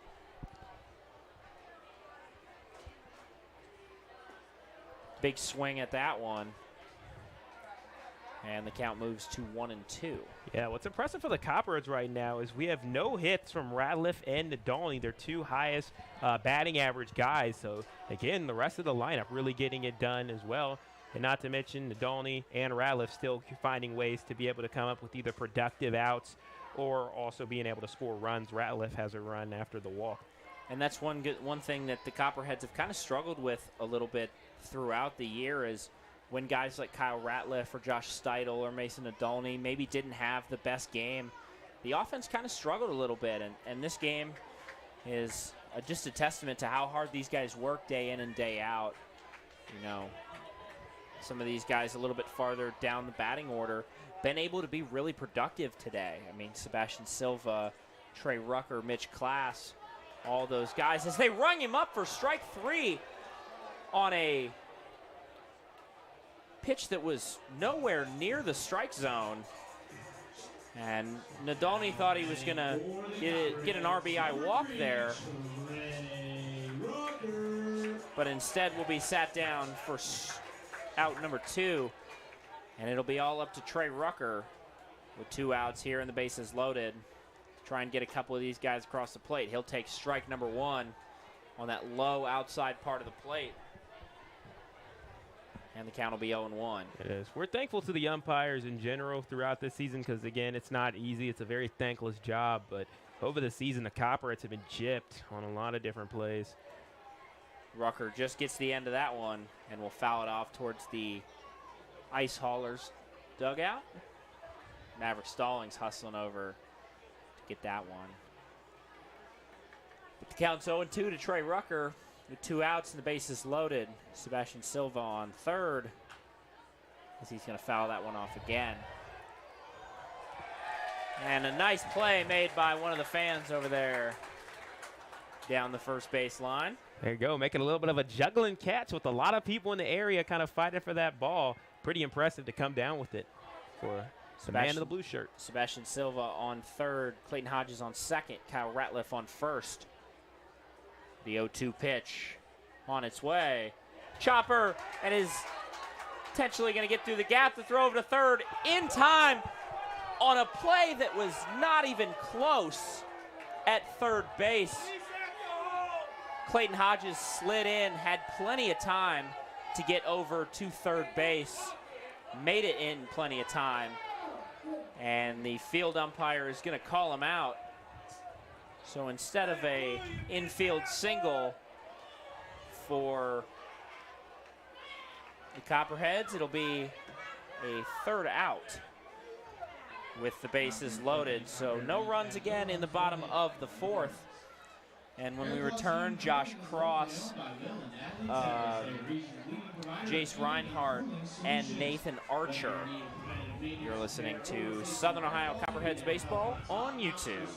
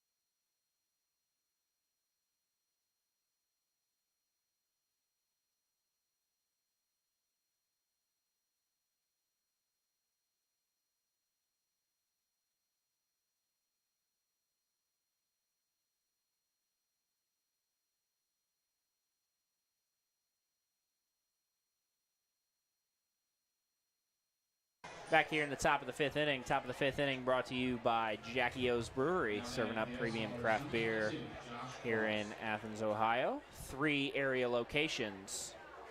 Make sure to try out that Homer's Hazy IPA for all Copperheads fans over the age of 21. First pitch to Josh Cross in there for a strike. Second one, just missing that outside part of the zone for ball number 1. But again, another tough play. Tough call for the umpire. The 1-1 pitch. Chopper to Shepard, who knocks it down with his body. The throw over to Class. Not in time on another close play there at first base. Good job by Shepard to knock that one down. At least keep it in the infield, but that's a single for Josh Cross. Yeah, just a good piece of hitting. And when you work those gaps in between first base and second base, or second baseman and shortstop, or any of the gaps in the infield, if you can make it where somebody's going to have to run a lot, it makes it very difficult. Shepard is pretty shifty, has some good speed. He was able to get in front of it. But when you force it, you're able to give yourself plenty of time to make it to the first base. Jace Reinhardt will check the swing. Did not go around, so that's ball number 1. To Jace Reinhardt, originally going to be the hot dog or the beer batter in this one, but the beer batter has been postponed until a later inning. Interesting, keeping the crowd on their feet. That'll be a play over to Nadolny, a 5-4-3, 5-4 double play, but now they're calling for interference on Shepard. It looks like it'll only be 1 out. They do get Josh Cross at second base, but he was kind of falling over when he made the throw over to Mitch Class to try to get Jace Reinhardt out at first, so that'll go down as a fielder's choice for Jace Reinhardt. But job by Nadolny. Get that one over to Shep at second.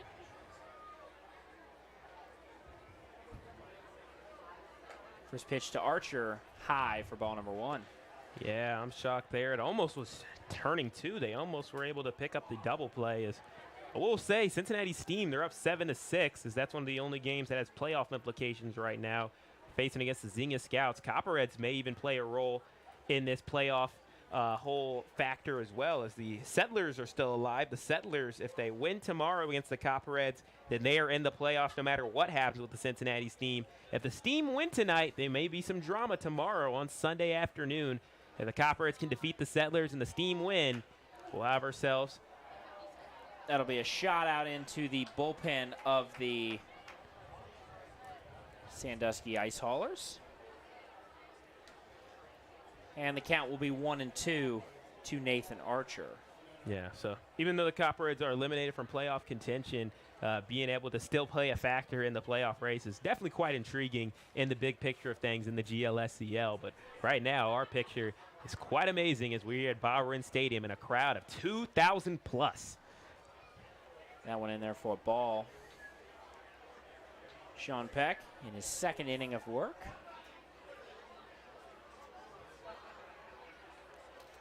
And working against Nathan Archer.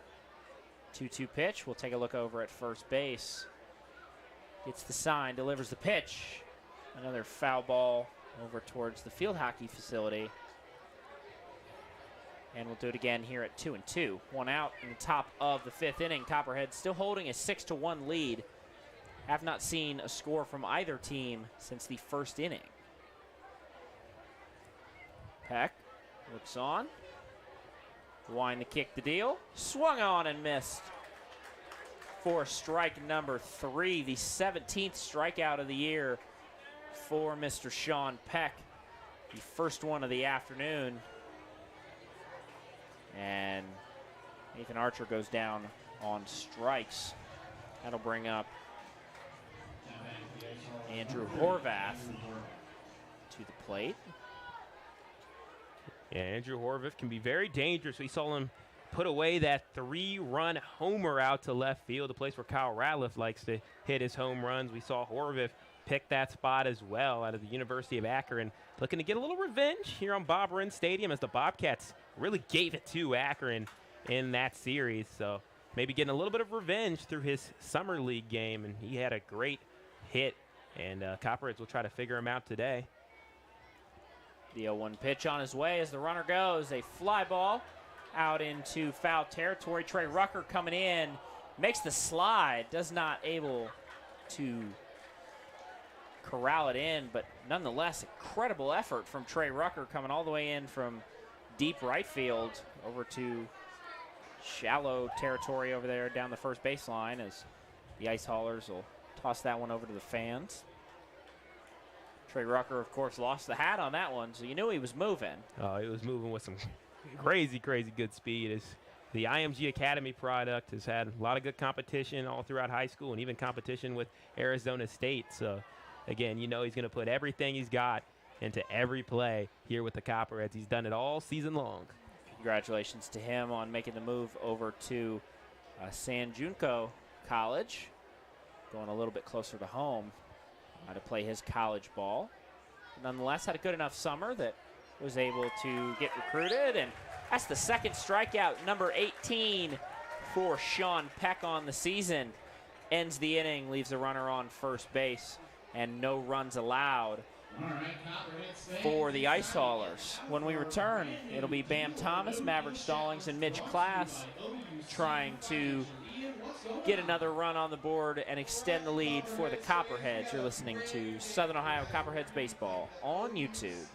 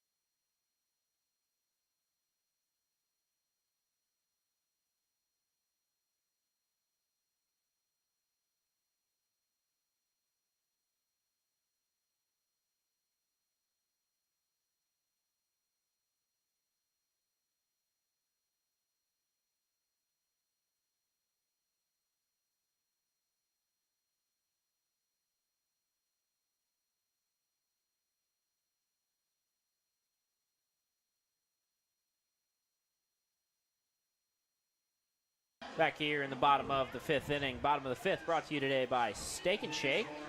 Be sure to head out to the East State Street location for all your steak burgers and milkshakes. Of course, gotta go with the garlic steak burger or the garlic butter burger and a Reese's Cup shake. Cedric, what's your go-to at Steak and Shake? Oh, man? so they have the Royal Burger. The So that one has Royale, the yep. eggs on it. Oh, my gosh, little bacon and egg on a burger is absolutely fantastic. I never knew I wanted breakfast for dinner so bad until I had that burger. First pitch to Bam Thomas down in the dirt for ball number 1. Both teams looking for their first score since the first inning. If Bam Thomas is going to send that one out into the gap, that's a 2-hit day for Bam Thomas, and he'll move over to first base. Yeah, for those of you guys who don't remember, they call him Bam Thomas because when he was a little kid, he used to bam on every little thing, kind of like Bam Bam from the Flintstones. And it's just such a fitting name for a baseball player. I was telling my friend James before the game, who was on the broadcast with us for the top of the first inning, just how great of a baseball name that is. It's like having the name Homer, having the name Bam. They're just baseball names right there. So that'll bring Maverick Stallings to the plate now. And working against Olivares. First pitch in there for a strike. And the count is 0-1. Bam Thomas down there on first base, no outs here in the bottom of the 5th inning. Copperheads lead it 6-1. They're on the home finale of the 2022 season. Fireworks night.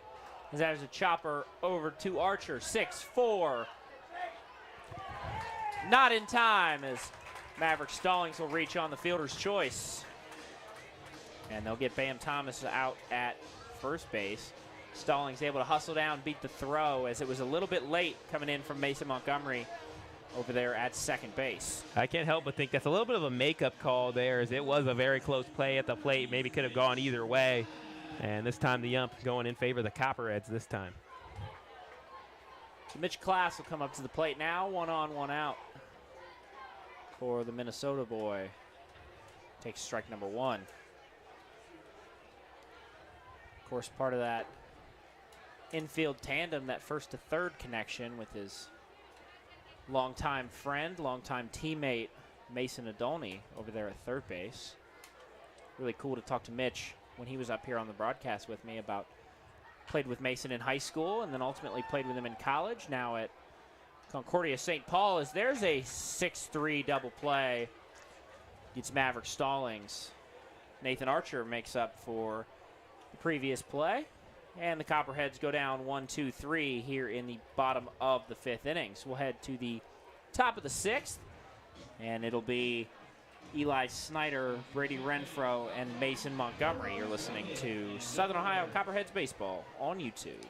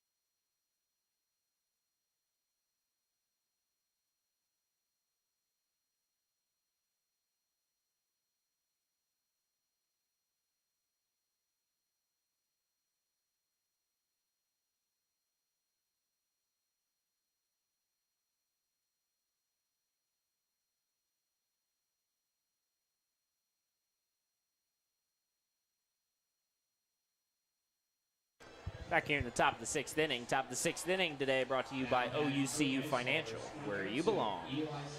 Thank you to OUCU Financial for supporting the Copperheads this season. Of course, brought a pretty good-sized crowd tonight. As that one will get shot down the line fair. Mitch Class not able to hold on to it.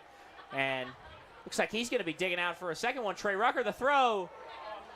And Maverick Stallings not on the bag to make the tag, as he had to go over to get the throw from Rucker. So that's a leadoff double for Eli Snyder. Yeah, that came down to positioning there for Maverick Stallings, as the throw was pretty solid from Trey Rucker. Losing the hat, of course, so you knew the throw was going to be right on the money. But Maverick Stallings being able to field it where he was sitting at, it was not in position to be able to make a potential tag. Trey Rucker, of course, a cannon out there in right field, has thrown out multiple guys throughout the year, trying to get that extra base, trying to leg it out, maybe to try and score. And not in Trey Rucker's house. It's that first pitch in there for a strike to Brady Renfro. That one also in there for a strike. And Sean Peck ahead in the count 0-2.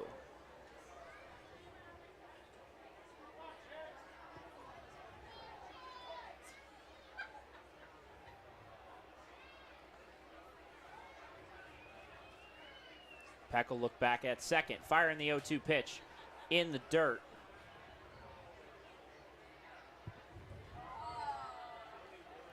Work by Silva as well, continuing staying in a position where he can make a throw out there to Stallings or Shepard if need be, to be able to keep the runner at bay. Runner being Snyder at second base of the Sandusky Bay Ice Haulers. 1-2 pitch from Peck. So look down. Fire that one into the gap. And he's going to hustle. Bam Thomas, the throw in from Silva, not in time. And that'll be an RBI double for Brady Renfro, as that's the first score since the first inning. And the Ice Haulers close the deficit to 4 runs here in the top of the 6th inning. See, that's the scary part here for the Copperheads, because it is deja vu. They were up 6-1 yesterday, and the Ice Haulers, once the game kind of settled in, they're one of those teams that kind of sneakily and quietly comes back, and we're starting to see them start to do it just a little bit, little by little. It's up to Sean Peck to be able to close the door and melt the ice before it freezes you over. Mason Montgomery swings and misses as that one. And the count is 0-1 to him. Brady Renfro standing on second base after scoring Eli Snyder on the double. That one misses low for ball number 1. And the count is 1-1 to Mason Montgomery.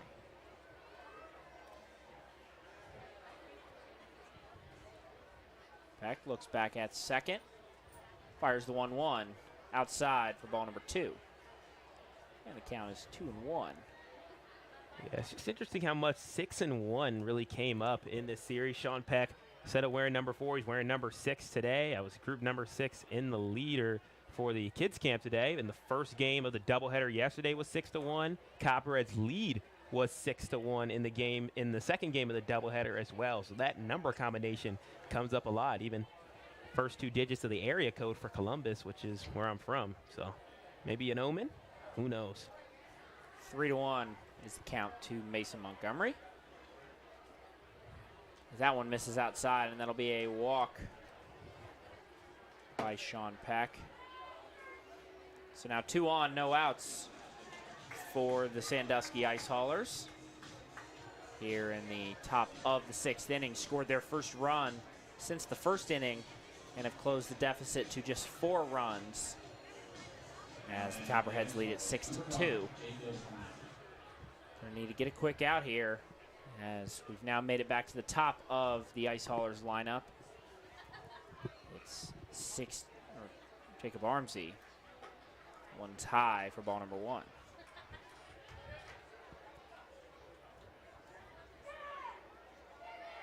Silva's gonna head out to the mound, talk it over with Peck, make sure they're on the same page. Take a minute, do some scoring updates across the GLSCL.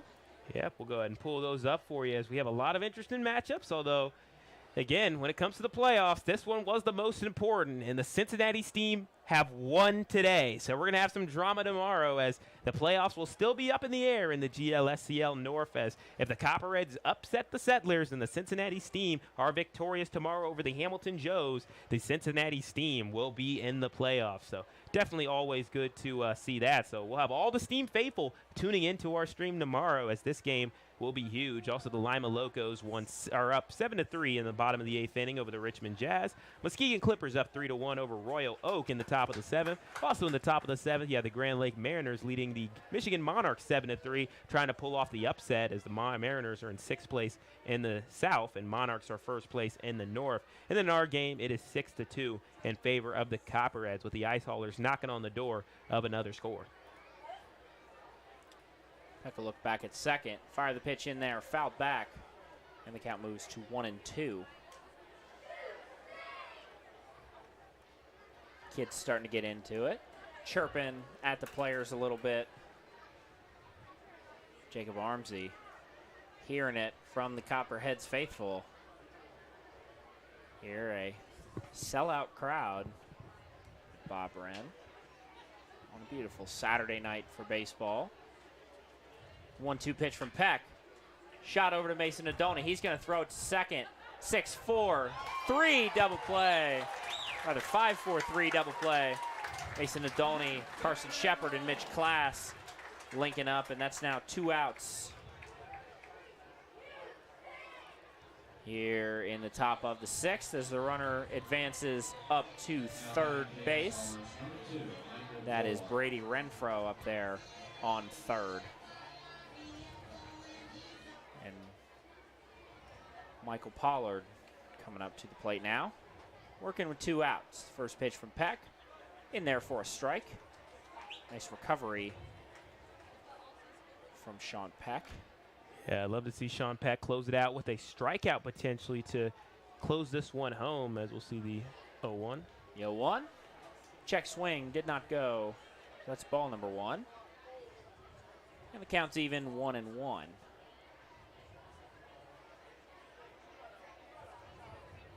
1-1 pitch. High and inside for ball number 2. And the count is 2-1. 2 outs here in the top of the 6th. Trying to work themselves out of a bit of a jam here. Runner on third base is Brady Renfro, threatening with another run that would shorten the deficit for the Copperheads. Sean Peck delivers a pitch high. And the count is now 3-1.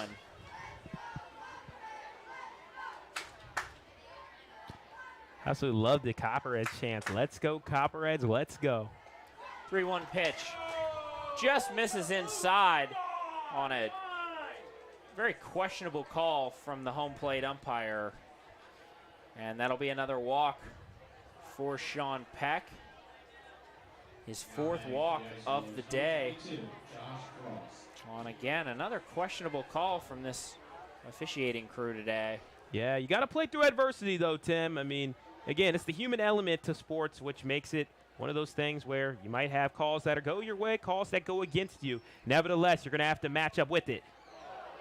That one sails high and out into the outfield as a run is going to come across, and he will advance to third base. So that's a error by the Copperheads, and another run will come across the plate. The Ice Haulers now lead it, or now only trail 6-3. Brady Renfro came in on the throwing error from Sebastian Silva. That's now 3 errors on the day for the Southern Ohio Copperheads. And Sedric, I'm starting to have flashbacks from last night's game, a game where things were going really well for the Copperheads, holding that 6-1 lead. And then, of course, the errors started to pile up. I believe we saw 4 or 5 errors in that game, and the lead slowly start to slip away for the Copperheads. It is. It's the danger of runners on the corner situations. Whenever the stolen base is going to be happening to second base, sometimes it might not even be worth a throw over. Of course, you want to maintain a double play, but in this situation, there's only 1 out to get.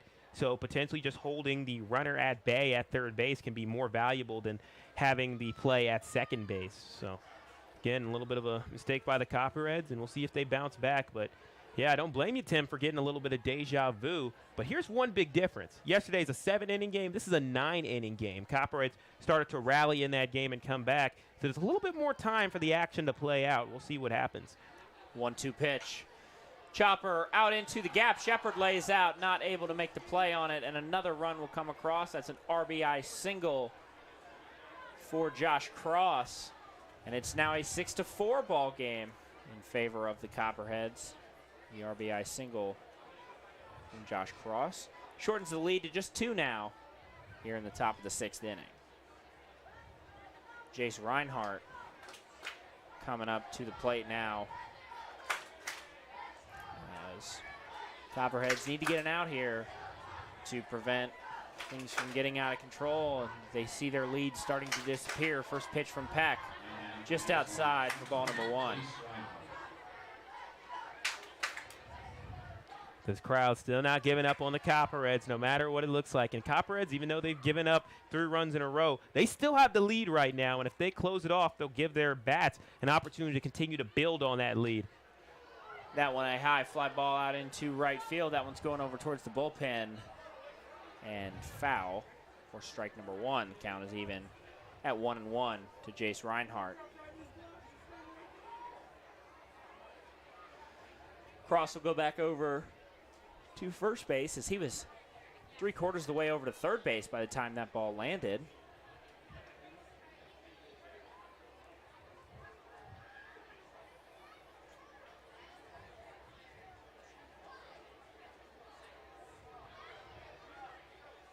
One is the count. Sean Peck delivers, and there's a shot out into the gap, and that'll be a single for Jace Reinhardt, and there's now 2 aboard with 2 outs here in the top of the 6th inning. Yeah, I think we'll see Coach Lanning at least have a little bit of a conversation here with Sean Peck, at least. Has been having his issues trying to get that last out. And it's tough, too, when the errors pile up during your time. Those are 1 or 2 or maybe 3 potential outs that were left on the table, and that doesn't do your pitchers any favors. It looks like that'll be the end of Sean Peck's day. Still pretty valuable with 2 2/3 innings pitched. And we'll see our next guy. It appears that Andrew Yeary will be the man on the mound for the Copperheads. So we'll take a short break here, let Yeary get warmed up, and when we return, it'll be Nathan Archer, the one trying to keep it rolling for the Sandusky Bay Ice Haulers. You're listening to Southern Ohio Copperheads Baseball on YouTube.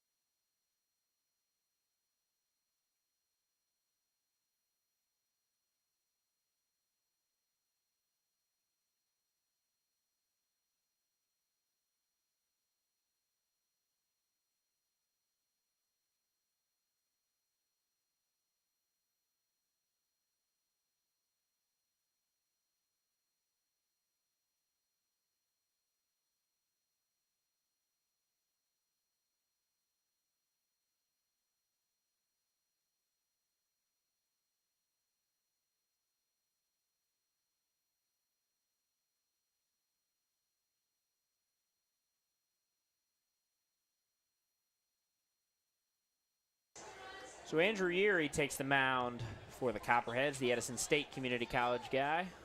Yeah, Andrew Yeary has 8 strikeouts on the year and made an appearance against the Sandusky Ice Haulers in their winning effort on the road, where he pitched an inning, picked up 3 strikeouts, so he was able to take care of every single batter in that inning and get all 3 outs from the mound. Just needs to get 1 here with runners on first and second and 2 outs, as that one misses high for ball number 1. Count evens at 1-1. Runners on first and second, Josh Cross and Jace Reinhardt. You guys on the base pad. Here he fires that one in there. Down the line, that one will stay fair. Just past the outstretched glove of Mason Nadolny. Josh Cross coming across. Bam Thomas the throw into third base. Got him in time. So 1 run will score for the Ice Haulers as they'll shorten the deficit to 6-5. However, the inning is over, and the lead is now just 1 for the Copperheads. We'll have to get the bats out as we head to the bottom of the 6th inning. It'll be Sebastian Silva, then back to the top, Carson Shepard and Clayton Hodges. You're listening to Southern Ohio Copperheads Baseball on YouTube.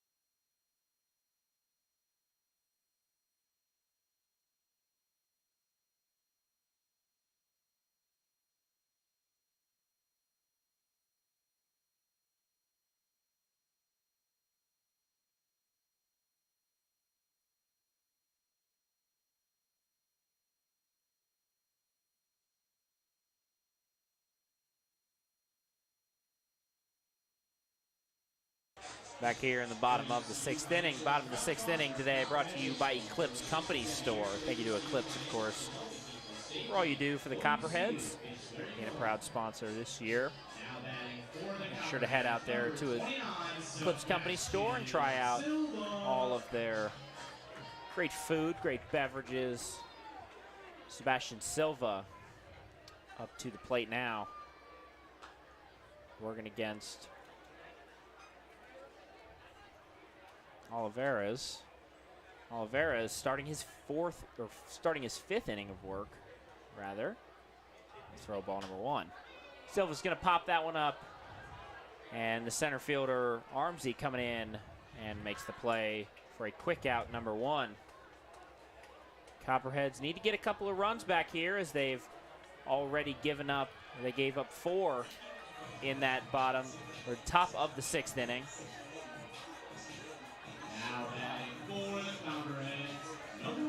Carson Shepard coming up to the plate now.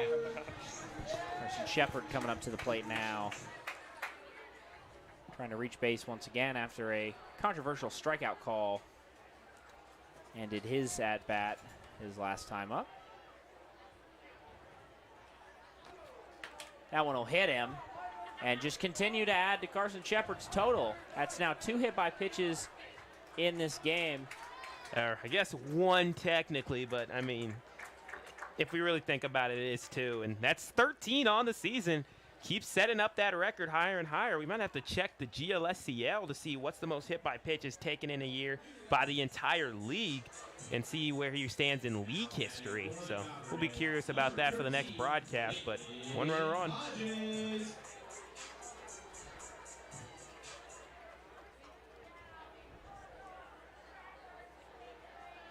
Clayton Hodges now up for the Southern Ohio Copperheads.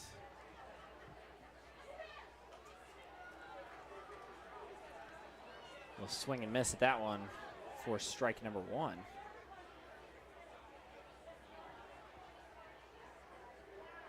Appears the league website does not archive hit by pitches, just on an initial glance. Yeah, we might need a deep dive into point streak. I mean, we might have to go into a war room and just go into point streak in the databases for hours on end to maybe find that hit by pitch statistic.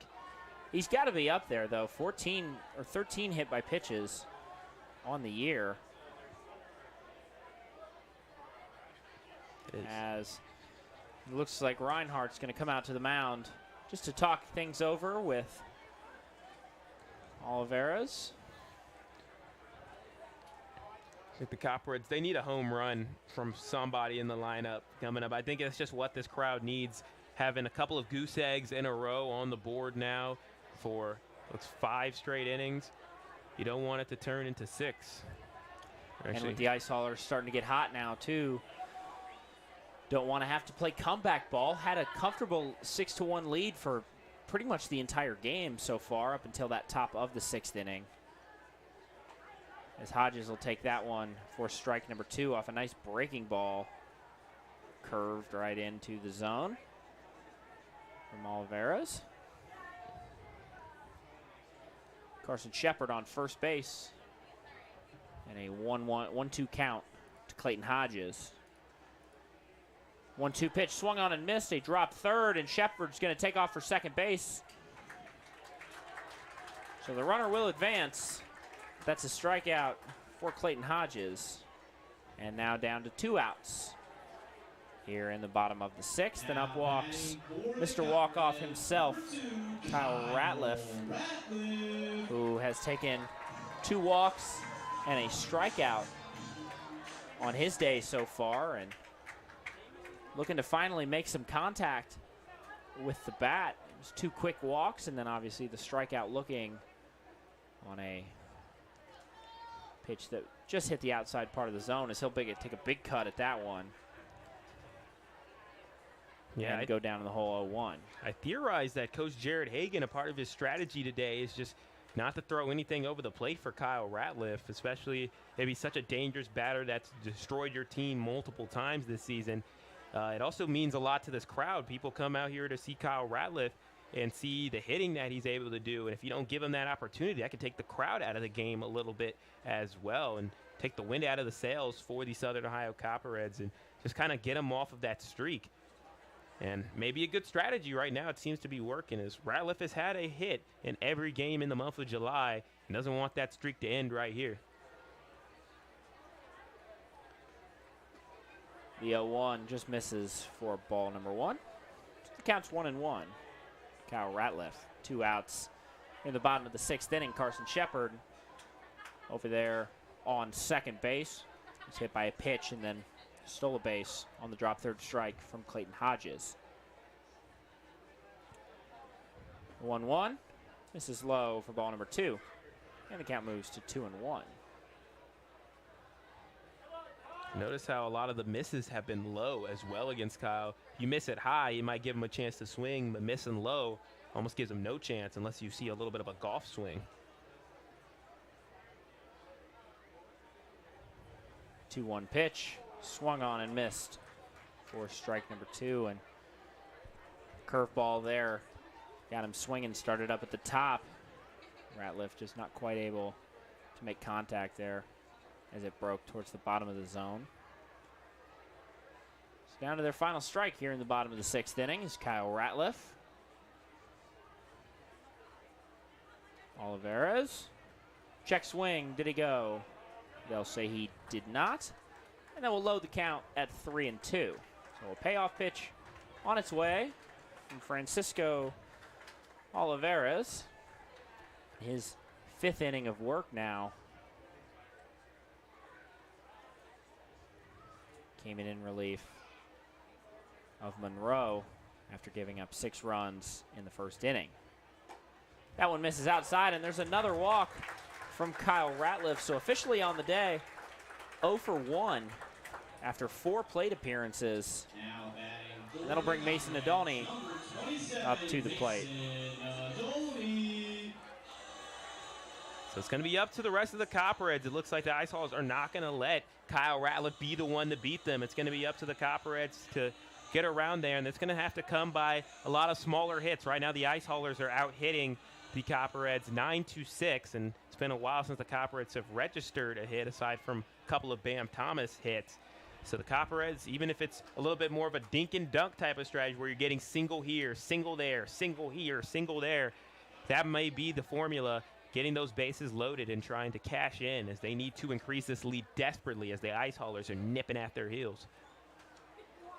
Mason Nadolny stepping into the box now. First pitch to him, in there for a strike on that low outside part of the plate. Carson Shepard on second. Kyle Ratliff on first base. 2 outs here in the bottom of the 6th. Copperheads lead down to just 1 run. The 0-1 misses low for ball number 1. And the count is even at 1-1. Nadolny still looking for his first home run of the year, and that would surely get this crowd on their feet here. The 0-1 chopped down the line will go foul, and the count will move to 1-2. Solid contact on that from Nadolny, but needs to put one in play here. Shepard and Ratliff are both fast enough, as a deep ball put in play to the outfield would definitely score Shepard, and Ratliff would definitely think about going. Ratliff, a really impressive 60 time at the Scout Combine before the All-Star game a couple of weeks ago. 1-2, it's swung on and missed, and the Copperheads go down here in the bottom of the 6th. They leave 2 runners on. And so we'll head to the top of the 7th inning, where we'll have Andrew Horvath, Eli Snyder, and Brady Renfro. You're listening to Southern Ohio Copperheads Baseball on YouTube.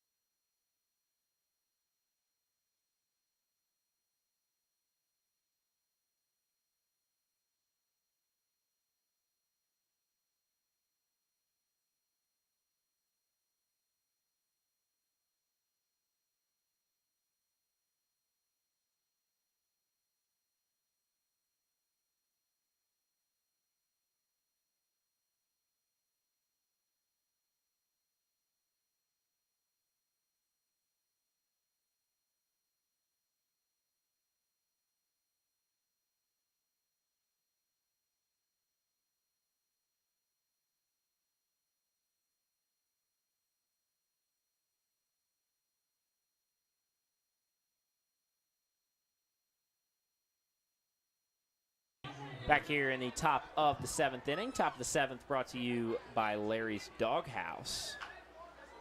First pitch chopped over to Maverick Stallings. The throw to first in time, and that's 1 up, 1 down for Andrew Horvath. Goes down swinging. And that's a quick out. And it's beer batter time here at Bob Wren Stadium.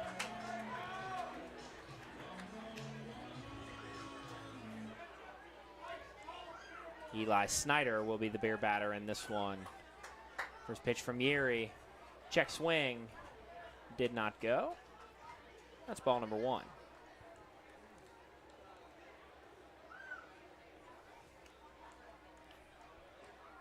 That one misses low as well for ball number 2. Snyder has 1 hit on the day. It was a double, and he ended up scoring off of an RBI double from Renfro back in the top of the 6th. There's a shot out towards the bullpen and goes foul. And the count moves to 2-1. Yeah, that one a rocket off the bat from Snyder. It was a comet coming off of that bat, and that was a scary one. My eyes kind of flashed there as a potential home run. As we know, this Ice Haulers team is very capable of that. They have 27 of them this year. 2-1 pitch from Yeri. Kicks, deals. Misses high for ball number 3. Yeri, a good job in that, facing the first batter of the final batter of the 6th inning. Doing a good job throwing strikes here. Needs to find the zone a little bit as that one's going to hop, skip behind the plate.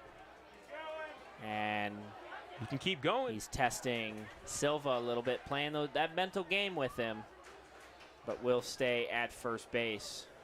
Thought about potentially rounding to get an extra base on the walk.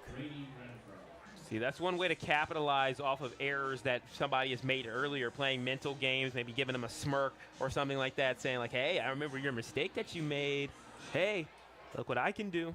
So, again, good work from Silva, though, staying disciplined.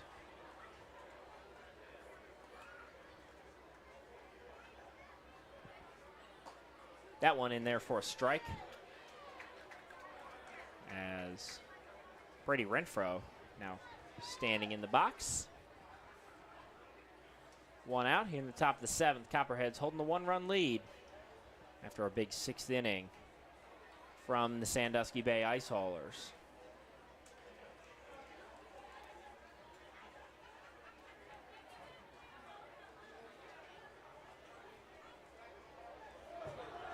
The 0-1 gets past him. And again, trying to test Silva. But will hold off at second. So that's a stolen base for Eli Snyder.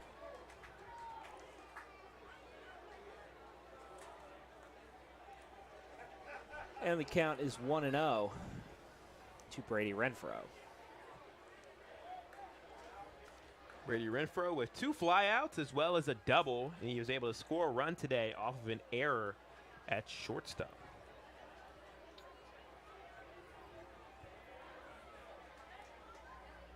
Starting to see a little bit of activity down there in the Copperheads bullpen. Likely see 1 to 2 more pitchers in this one for the Copperheads. Yeri delivers. 1-0, swung on and missed for strike number 1. And the count evens. Rather, the count moves to 1-2. I was correct. Scoreboard just a little bit off here.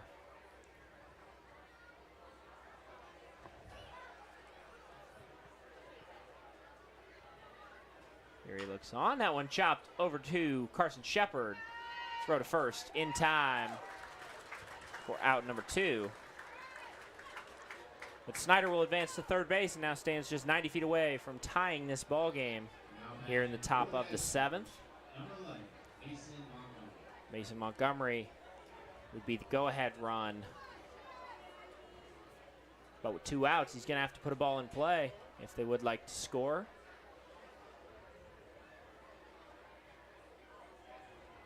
As Yeri's going to look on and deliver the first pitch. Chopper to Nadolny, gets it. Throw over to first in time.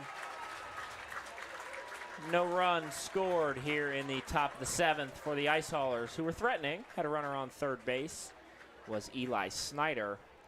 But Andrew Yeary gets it done after giving up a walk to start the inning.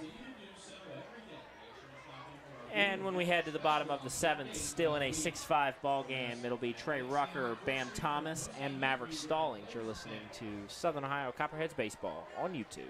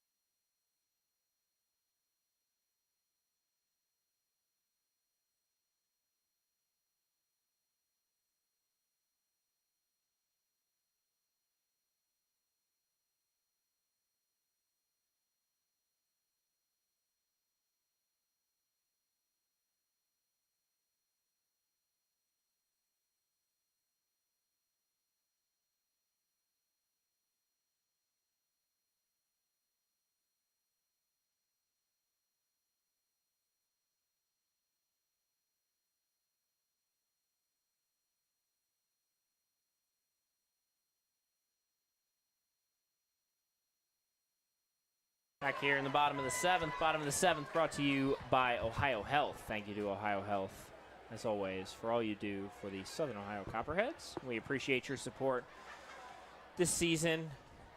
And as always, Trey Rucker will take strike number 1. That one misses outside for ball number 1. And the count's even at 1-1. Copperheads in desperate need of a run, haven't scored since the 6th inning and have not had a hit in quite some time either. Trey Rucker will foul tip that one. And the count will move to 1-2. Trey Rucker with a triple, a ground out, and hit into a fielder's choice at third base on one of the controversial calls that really hurt the Copperheads. 1-2 outside. And again, evens the count at 2-2.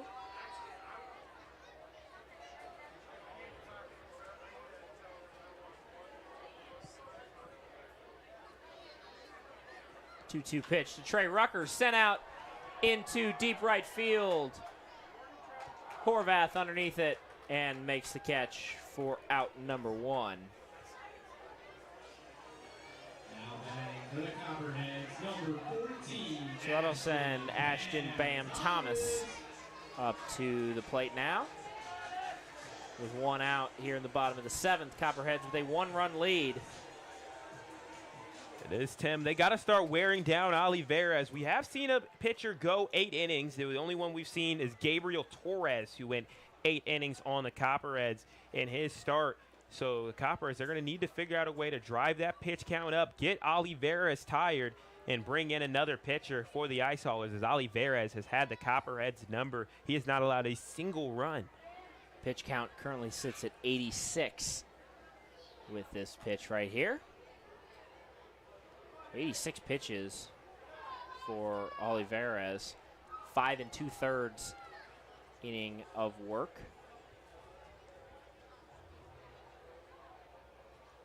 As the 2-0, Bam Thomas, that one's in there for a strike. And the count will move to 2-1 for Ashton Bam Thomas. Multi-hit day for Bam, playing really well. As that one will get chopped over to Montgomery, the throw in time for out number 2. It's a 2 up, 2 down. And Maverick Stallings will try to keep this inning alive. For the Copperheads, number 25.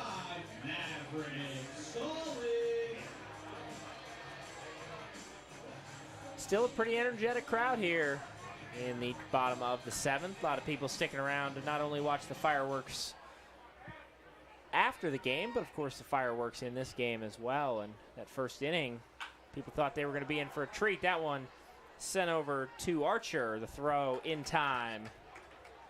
And that's 3 up, 3 down here in the bottom of the 7th. So we'll move to the top of the 8th, where the Copperheads still holding on to a 1-run lead. It'll be the top of the order, Armsy, Pollard, and Cross due up for the Ice Haulers. You're listening to Southern Ohio Copperheads Baseball on YouTube.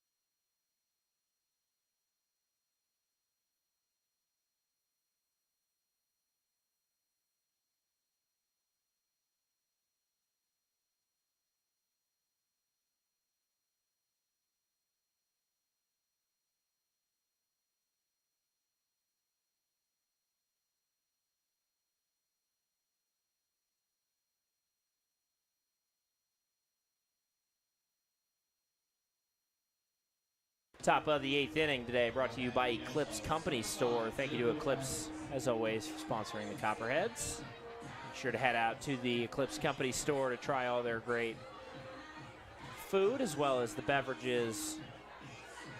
Lots of local options on tap out there for Copperheads fans over the age of 21. And thank you to Eclipse. So the top of the 8th inning, Andrew Yeary still on the mound. He's working against the top of the order, Jacob Armsy. First pitch in there for a ball.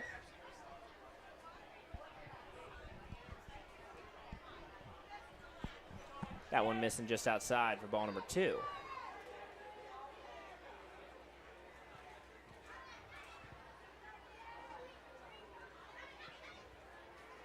Two-0 pitch. Just outside for ball number 3. And Andrew Yeary will have to find the strike zone here to avoid another walk.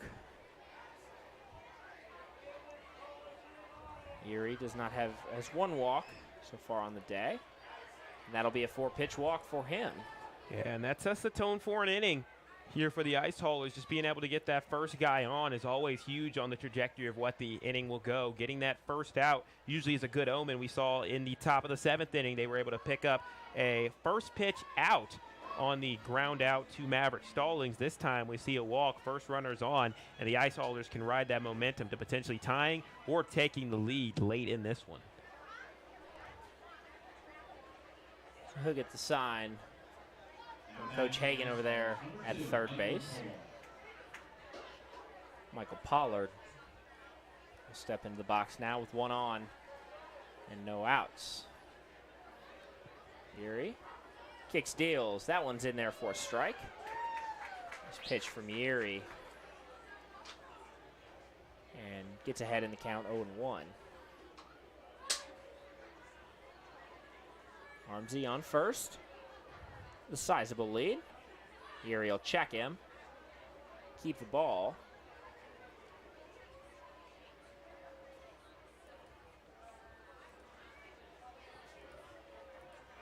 Six runs, 6 hits, and 3 errors for the Copperheads. 5 runs, 9 hits, and no errors for the Sandusky Bay Ice Haulers. In a 6-5 game here in the top of the 8th in front of a sellout crowd here at Bob Wren Stadium. Standing room only on the home finale.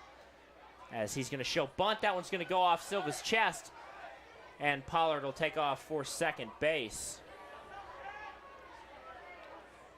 Yeah, he saw Armsy already making his way to second base, and it seemed like Silva, when he was going to go back to try to make the throw, he closed his glove over his hand before the catch came there, the pitch came there. So, again, just being able to keep things in order, making sure you make the catch first before trying to go and make a throw.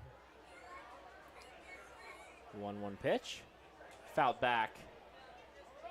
Looks like that might have went off his hand, potentially. The hand of Pollard. And you have to wonder, Silva, if potentially the fatigue starting to catch up to him a little bit, of course. Catching his 5th straight game here for the Cheads and the year. 1-2 pitch. Sent out into shallow right field in foul territory. That one will drop in foul territory at the hands of, at the feet of Trey Rucker. And we'll do it again here at 1-2. About 2.5 hours into this one on a beautiful, beautiful July evening. Had a rain scare this afternoon in between the clinic and the first pitch here, which was honestly just about as good as we could have hoped for, Cedric. Beautiful weather this morning for the clinic. Then we all went home and presumably took naps. Yeah, I know you got yourself a good nap. I did. I had a phenomenal nap. Yeah, and I got to have some good time with my friend James, who's coming to town, having his first Copperhead game, of course. Haven't seen him since we went to March Madness down in Greenville, South Carolina. So great to be able to come and enjoy a Copperheads game. But, yeah, if any time for the thunderstorm and the rain to show up, that was the perfect time. 2-2 pitch. Swung on and missed, and that's a strikeout for Andrew Yuri, his first of the day, and the first out of the inning here in the top of the 8th. It's Pollard swinging, and that'll bring Josh Cross up to the plate now. That's exactly what the Copperheads needed. What do you do to melt ice? You throw heat, and that's what Andrew Yuri did on that pitch. We'll see if he can continue doing that for the rest of the game as the Copperheads try to hold on as they are on thin ice, for lack of a better term. First pitch to Cross. That one's in there for a strike. Andrew Yuri working into his 3rd inning of work. 1 2/3. Actually, about to complete his 2nd inning of work. So he'll keep the runner in check over there. Adam Beery, 3 innings, 4 hits, 1 run. Sean Peck, 2 2/3, 4 hits, 4 runs. And Andrew Yuri, 1 2/3, 1 hit, and no runs so far. That one's in the dirt. Evens the count at 1-1 to Josh Cross.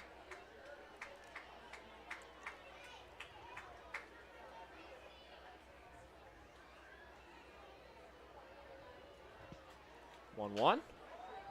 Chopped foul. Nice play again by the first base coach. Yeah, the count is 1-2.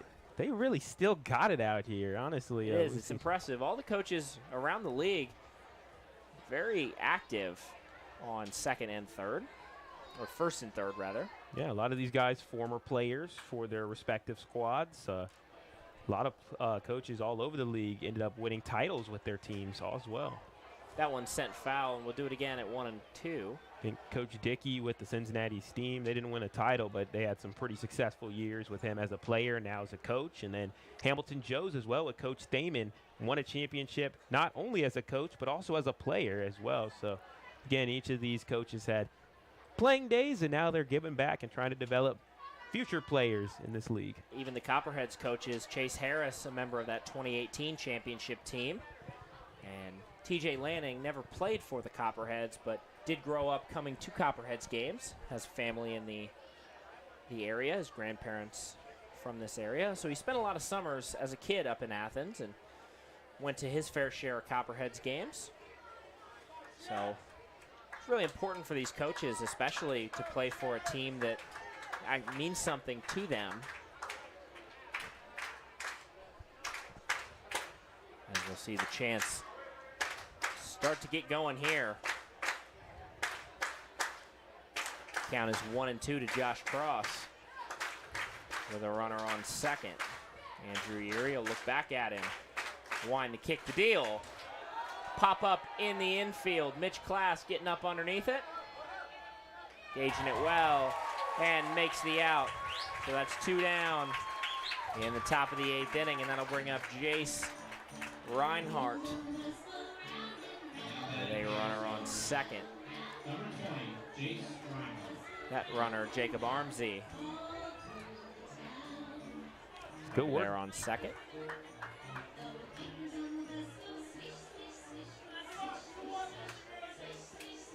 Yeah, it was good work by Mitch Class being able to make that catch. That was an absolute moonshot, and those can be really hard to track, especially, again, have a lot of everybody in the crowd holding their breath and going, oh, and still showing the concentration to make the play. That one popped up in foul territory over into the concourse. Fans scrambling over to it, but that's strike number 1. Silva's going to readjust his gear. He'll come back over.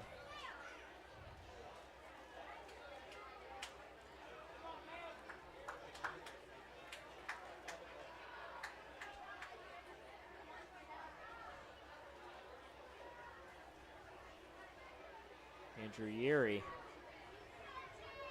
getting the signal. They'll take a look back at Armsey on second. Fire in the 0-1. In the dirt. But Silva does a great job keeping it in front of him. Hold the runner at second, and the count moves to 1-1. You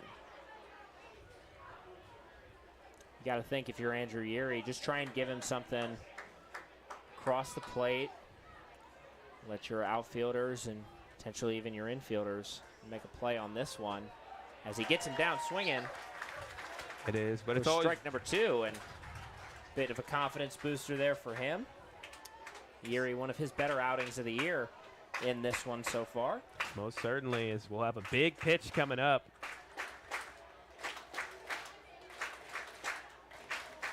One, two. Swung on and missed in the dirt.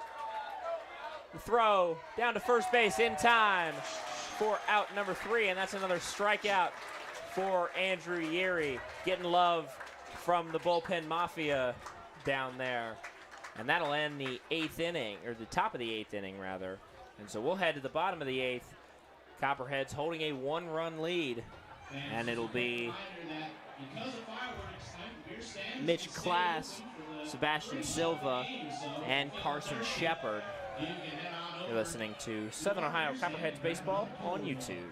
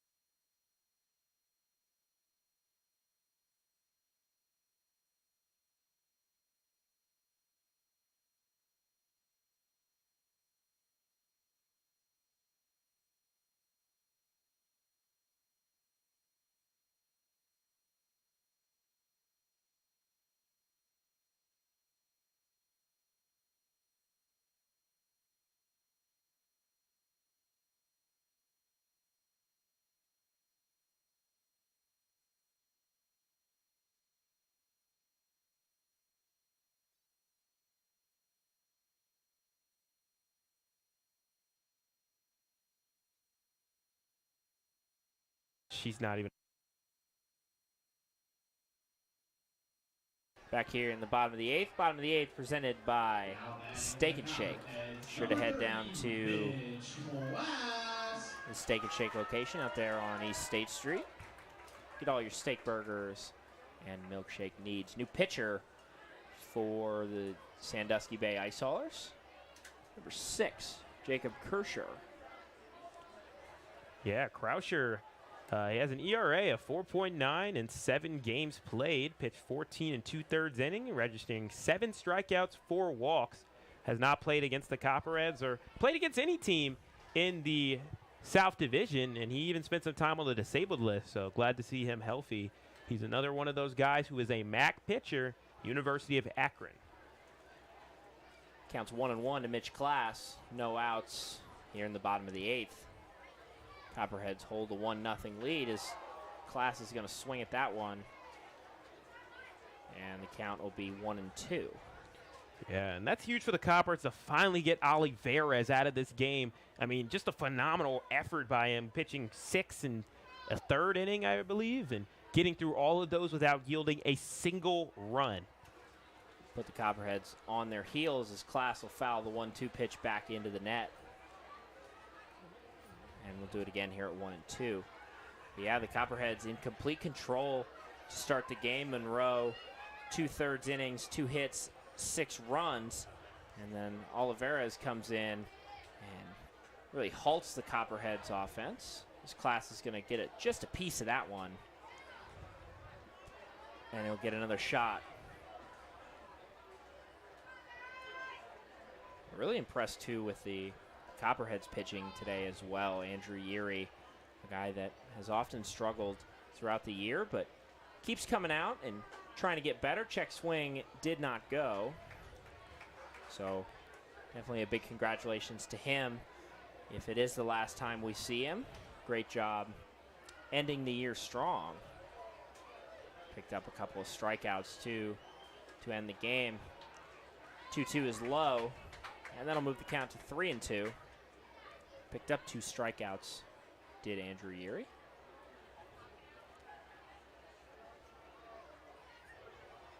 So payoff pitch coming to Mitch Class. Rung him up, strike number 3 on the inside part of the plate. And that home plate umpire seems to be favoring that inside part of the plate. All night long.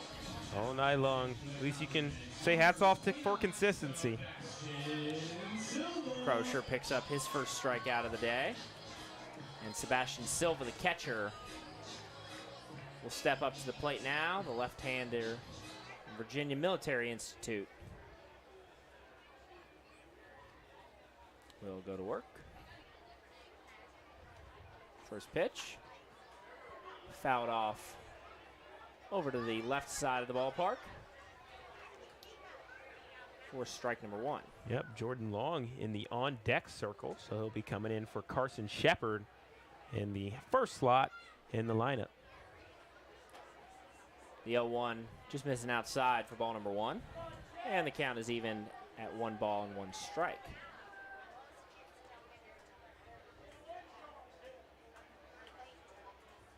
One pitch. Just missing outside for ball number 2. And the count moves to 2-1 to Sebastian Silva.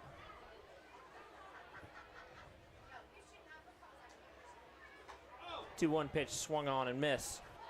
And the count is even at 2-2 with 1 out here in the bottom of the 8th and a 1-run lead for the Southern Ohio Copperheads, who would very much like to have a larger lead heading into the top of the 9th, as we'll see looks like a pinch hitter come into the game. Jordan Long over there on the on-deck circle. He'll be replacing Carson Shepard. The 2-2 pitch swung on and missed. And so down goes Silva. That's 2 straight strikeouts for Krauscher.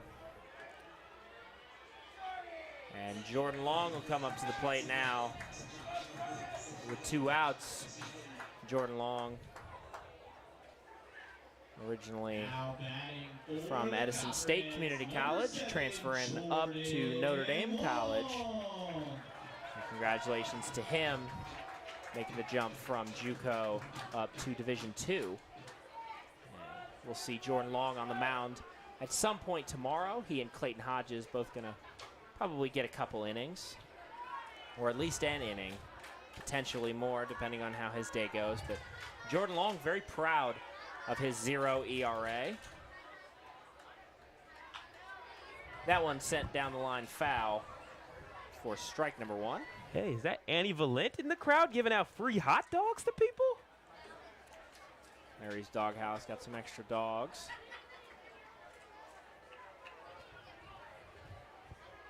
And the count is 1-1.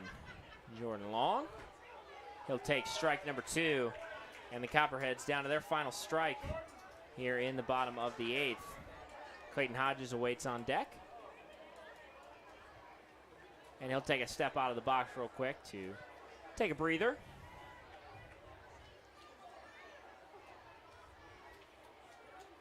One and 2 is the count. Crozier looks on. Jordan Long will take another step out of the box.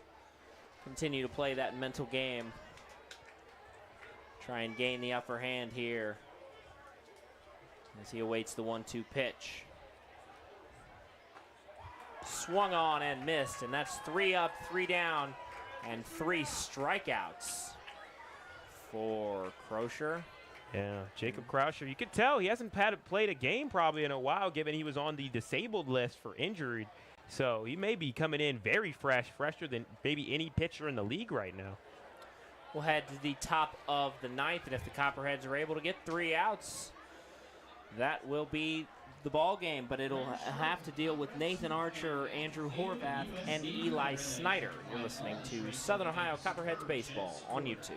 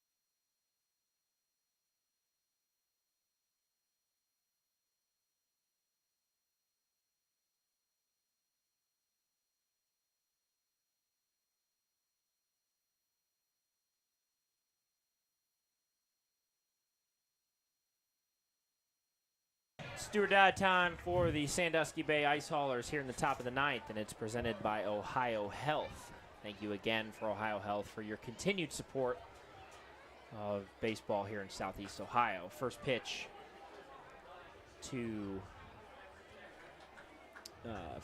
Archer, outside for a ball.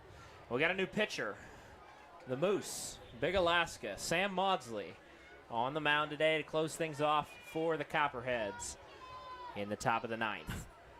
That one will get sent out into foul territory and even the count at 1-1. My goodness, that might be out in the parking lot. Rip, yeah. Have to check and make sure that one didn't end up on my windshield. Say your prayers. So a 1-1 count to Nathan Archer, working against Sam Maudsley. The 1-1 swung on and missed. And the count moves to 1-2. Copperheads need 3 outs to secure this one. Jordan Long will fill in at second base for Carson Shepard. As it appears, that's the only other substitution out here.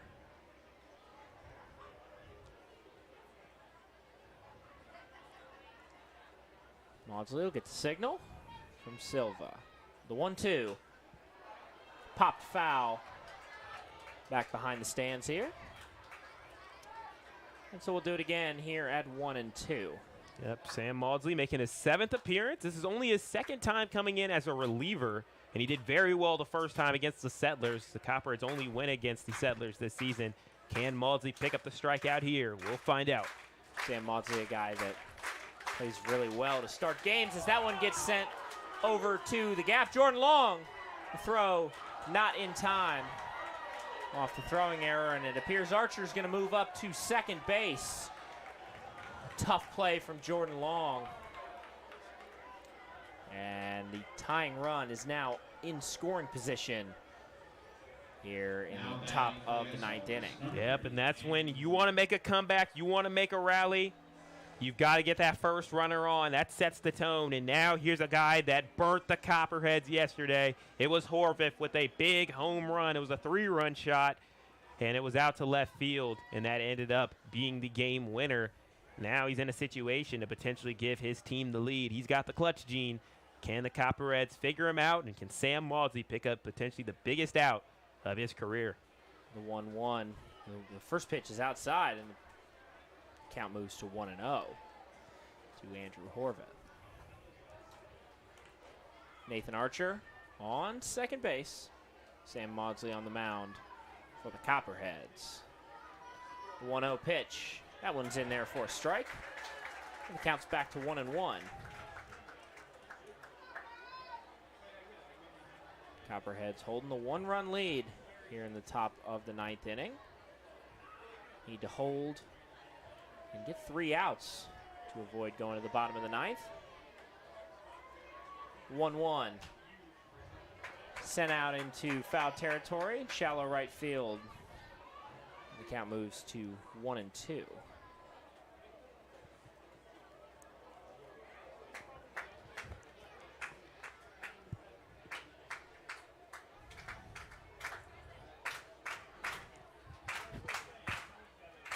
Crowd getting into this one. Big pitch of the at-bat. The 1-2. Sent out into foul territory once again. Another group of fans running in on it.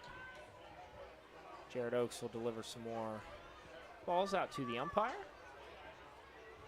And we'll do it again here at 1-2. Andrew Horvath in the batter's box. Nathan Archer, the tying run on second base. Sam Maudsley trying to hold a 1-0 lead. Or a 6-5 lead, rather. 1-2. Rung him up. Strike number 3. Andrew Horvath goes down looking. And Sam Maudsley picks up his first strikeout of the afternoon and a critical first out here in the top of the ninth inning. That's a big one down. 2 to go here for the Copperheads. They got through Horvath. That was a big deal. Now they have to worry about the rest of the people in the lineup. Anybody on this Ice Hauler squad can hit homers, including Eli Snyder, who has one, and he had one against the Copperheads, if my memory serves me correctly. Yes, he did. It was his first homer and only one of the season back on the 18th.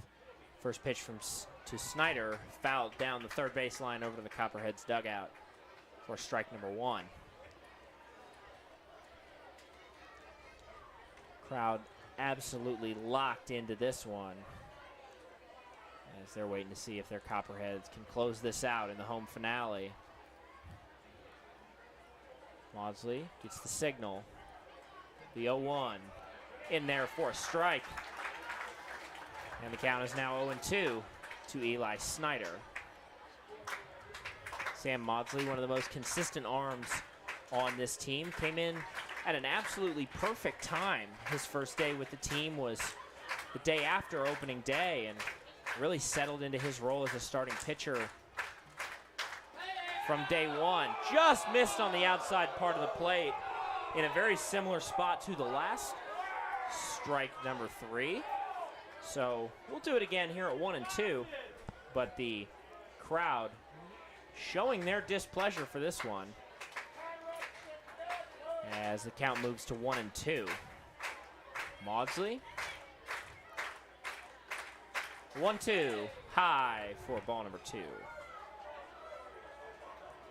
These moments that have you at the edge of your seat. We've seen back-to-back nail biters as we've gotten our fair share of entertaining games throughout this entire season. It looks like the home finale is going to be one of those. Electricity in the air, just as it was on opening night. The 2-2, swung on and missed as the bat goes over to third base. And it happens again, Tim. This happened yesterday. This happened in the first game up in Sandusky between these two teams as bats continue to go flying, this time not coming out of the park, but that time it was on a beeline right to Nadolny. Obviously, I don't think there was any ill will there. But nevertheless, that is strike number 3. That's 2 down. Sandusky must have greased up their bats before they made the trip down here. As haven't seen too many thrown bats this year until this Ice Hauler series, but that's 2 strikeouts now for Sam Maudsley.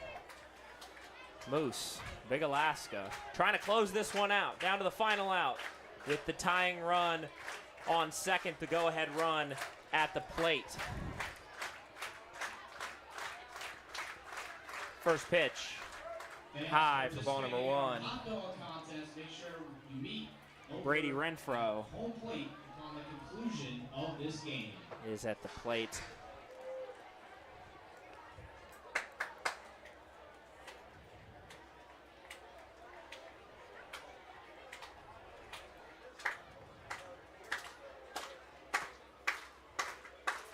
The 1-0, missing low for ball number 2, and again a little bit low in the zone, just barely missing the plate. Silva's going to give the signal to the infield.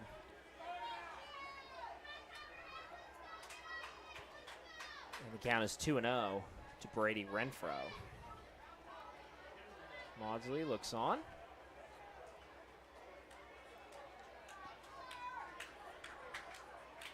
2-0, fouled back for strike number 1, and the count is now 2-1 with 2 outs. Here in the top of the 9th, the tying run on second. The go-ahead run at the plate is Brady Renfro. 6-5, Copperheads lead it. Have led coast to coast in this one. Took the 6-1 lead in the first. That one misses outside for ball number 3. So the count's 3-1 now to Brady Renfro. 2,000 plus here at Bob Wren Stadium for the home finale of the 2022 Southern Ohio Copperhead season. What an absolutely great year it has been for these fans to have baseball back in this community.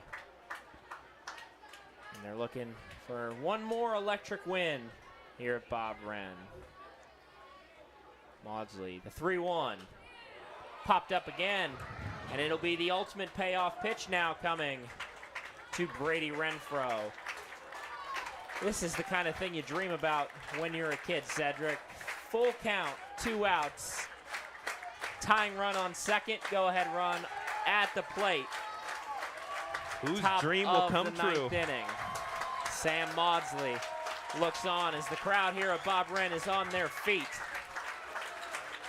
Sam Maudsley, the payoff pitch, sent foul. And this crowd will have to hold their breath as we do it one more time at 3-2. Quick second to breathe here. Catch our breath up here in the booth as the energy is high. It sure is, Tim. It sure is. Gotta love this game of baseball. 6-5. Copperheads lead it. Full count to Brady Renfro. Sam Maudsley looks on. The payoff pitch. Check swing. Did he go? And they'll say it was a walk. So he'll take his base on a pitch that just missed the inside part of the strike zone. So now the go-ahead run is on first base. Yeah, this is where the mental aspect of baseball is really going to come into hand. You thought that you may have been out of that game potentially. The crowd is a little bit out of whack and everything like that. Sam Maudsley just got to chill out on the plate and just know that he just needs one more out. Whether it's a ground out, a strikeout, a fly out, doesn't matter what type, just one more to close it off. Mason Montgomery, check swing, he went. That's strike number one. Now just two more for Sam Maudsley as this crowd rising to their feet in support of their Southern Ohio Copperheads. The home finale here at Bob Wren Stadium. The 0-1 to Mason Montgomery. Sent foul, now down in the hole 0-2. And Sam Maudsley in a really good position to close this game out now. Ahead in the count, 0-2. The go-ahead run on first, the tying run on second. 2 outs in the top of the ninth. Copperheads lead by 1. Sam Maudsley gets the signal, delivers the 0-2 in the dirt for ball number 1. And the count is 1-2. As this crowd keeps the collective gasp from this crowd of over 2,000 people now on their feet. The 1-2 pitch from Maudsley, high as the tying run advances 90 feet up to third base. And the count is now even at 2-2. Copperheads, just be smart if they see a stealing attempt from Renfro from first to second. Just stay disciplined. Don't have to make that throw at all. The one that matters is that one on third. Nathan Archer represents the tying run on third base. Sam Maudsley gets the sign. The 2-2 pitch. Swung on and missed. Rung him up. Strike number 3. And the Copperheads take the home finale. Sam Maudsley, the Moose, comes in, gets the strikeout to end the game, and the Copperheads hold the 6-5 lead here in the top of the ninth. This crowd on their feet celebrating the home finale win here in what has been a crazy, incredible, just all-around awesome season. The revitalized Southern Ohio Copperheads, after a 2-year hiatus, still able to pack Bob Wren Stadium and put on a show for their fans. Yep, a storybook start, storybook end. We see the walk-off in the first home game of the season to beat the Mariners. Now we see the Copperheads do the inverse, where they hold goose eggs throughout the final couple of innings, and the Copperheads were able to get it done. Andrew Yeary, Sam Maudsley, both coming up clutch as the Copperheads skated on thin ice, but never sunk to the bottom as they are able to hold on, and the 6 runs they had in the first were all they needed thanks to the wonderful pitching staff of the Copperheads. It was a full group effort, and they earned this win today. Yes, they did. Sedric will have a ton of post-game content coming, but I got to get out of the booth here, Sedric. I'm going to go compete in the hot dog eating contest, so stay tuned for that. And when we return, we'll have obviously a ton of post-game content, but great win for the Copperheads, 6-5, your final score. You're listening to Southern Ohio Copperhead Baseball on YouTube.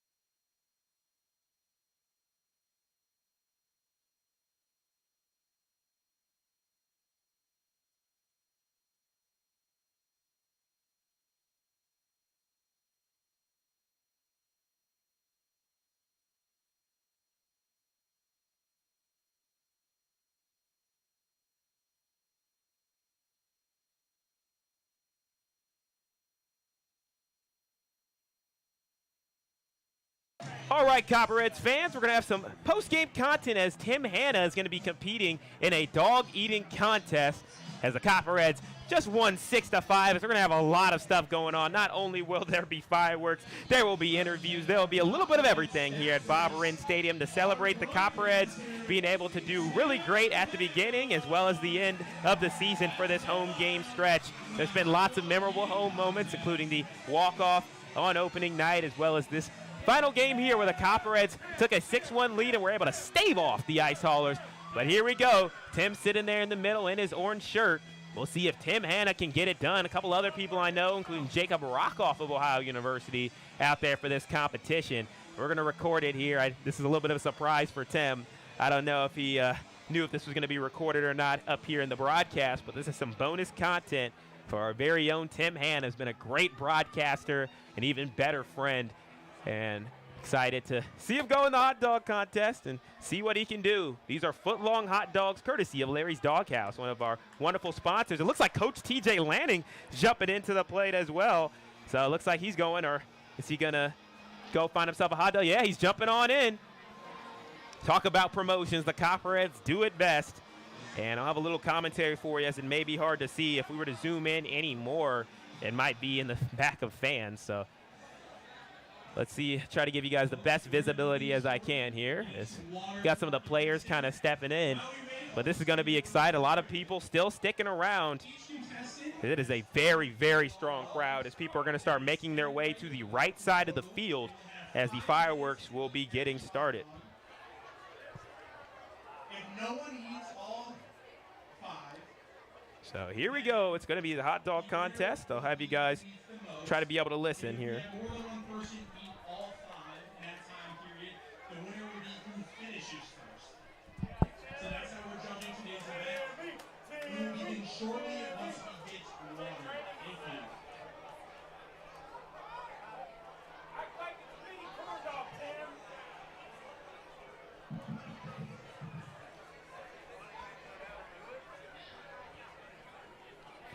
Willing to bet we're going to have a lot of cheers and everything like that.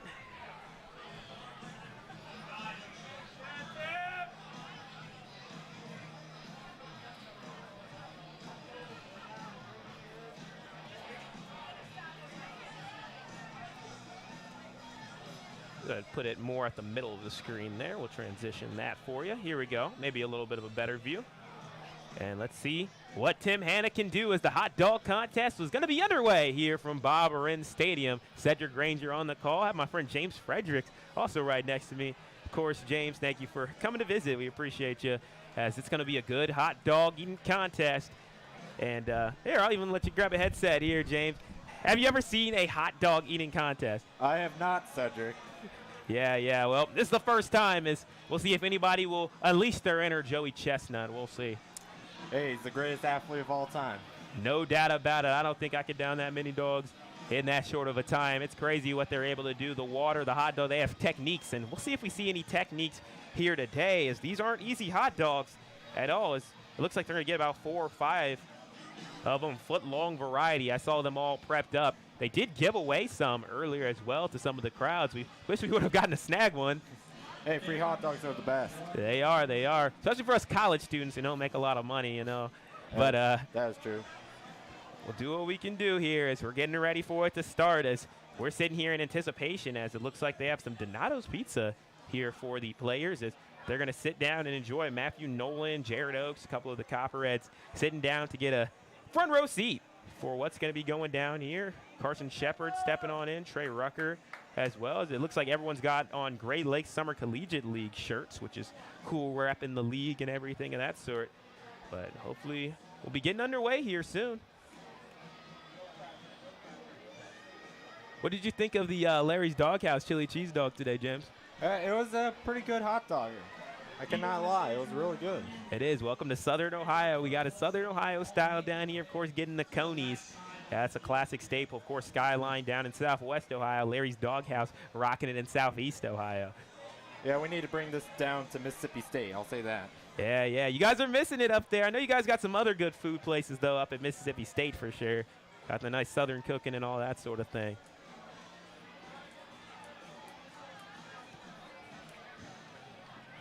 So we're still waiting, seeing if we'll have the contest going. It looks like Charlie Clegg, the GM, is in there as orange. He's prepping everybody. Everybody's kind of doing warm-ups. It looks like Ethan Sargent will get him ready. So we'll take a little break, and we'll jump on the air when it is time for the contest to begin.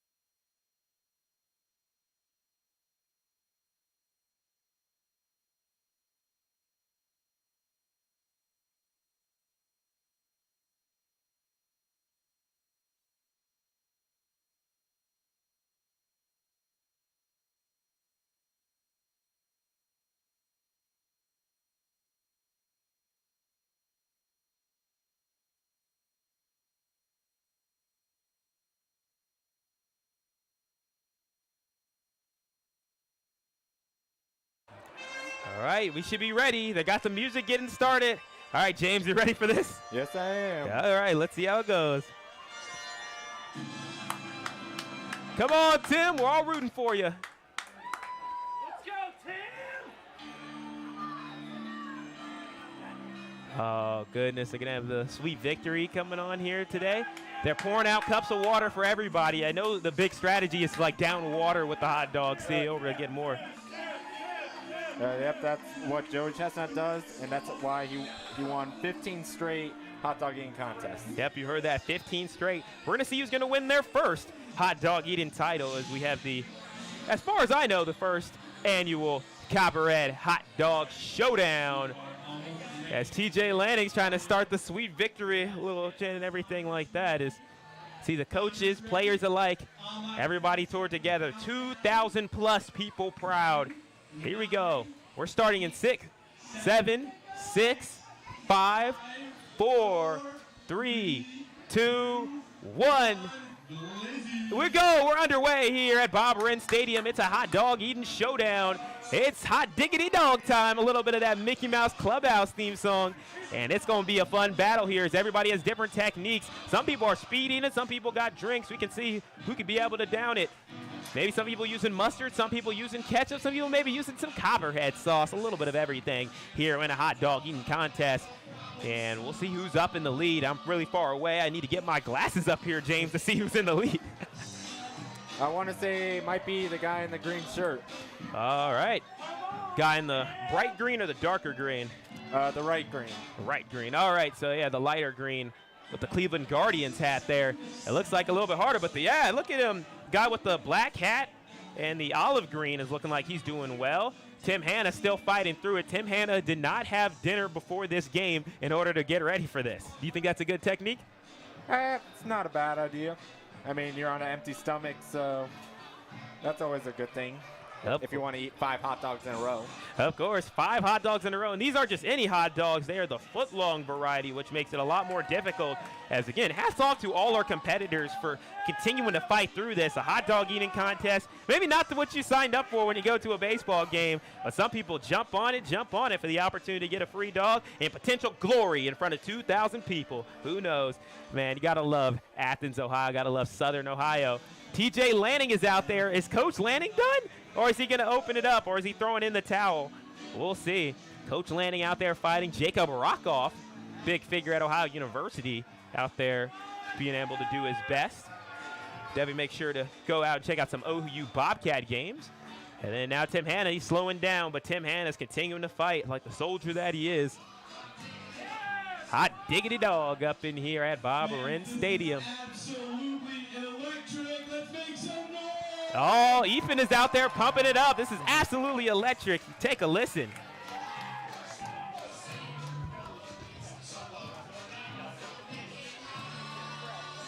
It is neck and neck from my viewpoint up here in the box. Yeah, it looks like it's a close matchup. We got an update from down low that is a very close game right here in this hot dog eating contest. We see about 3 dogs for a couple of people left.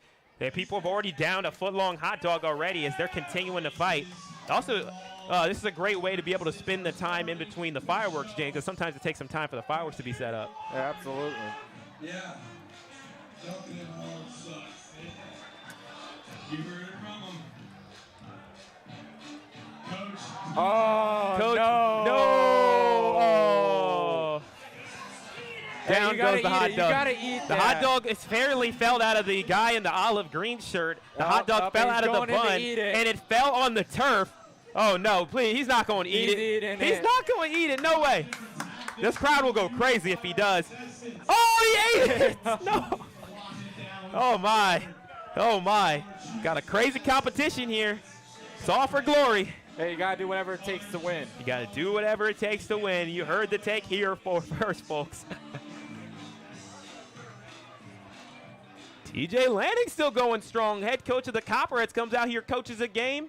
Doesn't matter how hot the temperature is, and does a hot dog eating contest. Get yourself a coach that goes out there, fights for your team throughout the game, and then goes and eat a hot dog contest. It doesn't a hot dog contest. Who's got the most right now? Let me see that blue. We'll see. It looks like they're going to have an official count. Looks like the kid in the blue shirt's in the lead right now. Kid in the blue shirt. Oh, wow. Look at that. Down there in the blue shirt. Good. Hey, it might be an upset. The youngest kid, the young gun, is out here outshining the old heads. Uh-oh, can he keep it down, though? That's the main thing. That's 2 up. Actually, maybe 3 up, 3 down. We'll see. It looks like he has about 2 left. Yeah, so this is 5 hot dogs, Steve. 5 foot long. This guy is down 3. What a goat. Hey, maybe this guy will soon challenge Joey Chestnut. Hey, who You knows? never know. He might do it. Man versus Food. That's the future of that old show. I remember Man versus Food. Did you ever watch Man versus Food growing up? I have not, Cedric. I gotcha. Yeah, they had a host, Adam Richmond. It was very good as they did all types of food contests. As, oh my goodness, the blue shirt guy, he's still fighting. He's the guy on the far right, maybe covered a little bit by people as it looks like the hype is building. He's going crazy. I think he only has 1 left. He's eating 4 foot-long hot dogs, and he's only got 1 down. It's 4 up, 4 down. This man is a machine. And we're 3, 2, 1. It looks like the contest is over, and it looks like we will have a winner crowned. And I don't think there's any doubt on who the champion is. Maybe close, though. From our perspective, though, it looked like blue shirt was in the win, and there's a lot of points to him. We're going to see if that translates to victory here at Bob Wren Stadium. Will the Copperheads be the only ones victorious, or will there be another victor here at Bob Wren?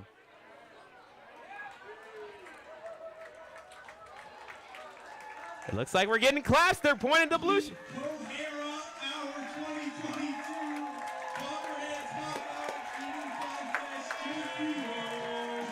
Yeah, so we have our winner as he downed 3.5 dogs.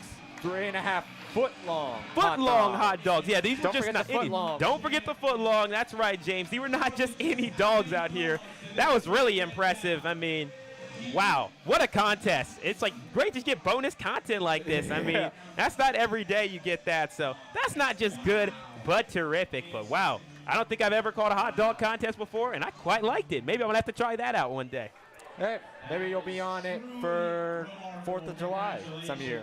It is. It would be 4th of July with Sedric, Granger, and James Fredericks on the call. Yeah. That's what we like to see there. But we'll take a little break, hopefully have some postseason content if Tim Hanna's not sick. And we'll be back to you. Copperheads once again winning 6-5, and young man in the blue shirt coming up here against all the adults and proving why he's the champion, winning this hot dog eating contest. We got 2 winners here today, the Copperheads and the young man in the blue shirt. Listen to Southern Ohio baseball and hot dog competition on YouTube.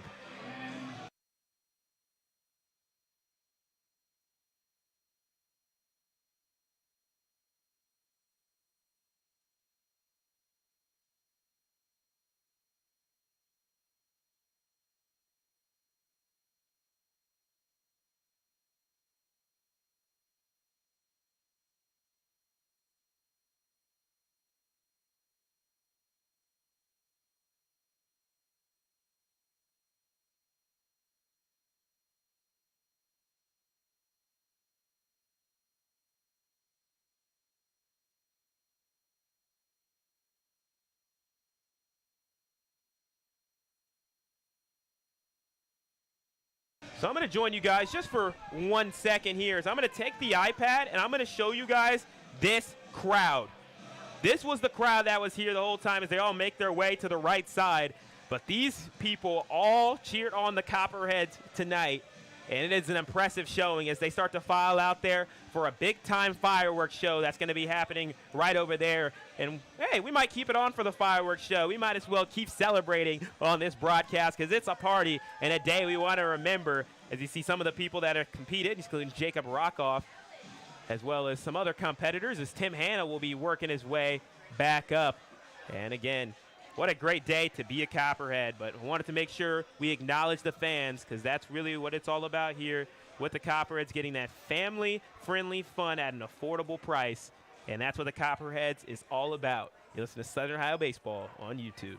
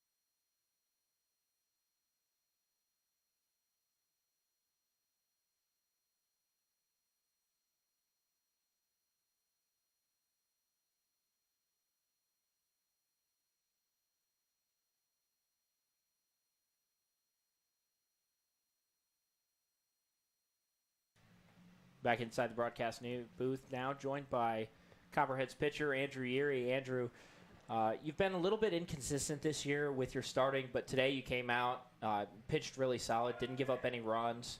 How'd you feel out there on the mound today? I felt very confident in my stuff today.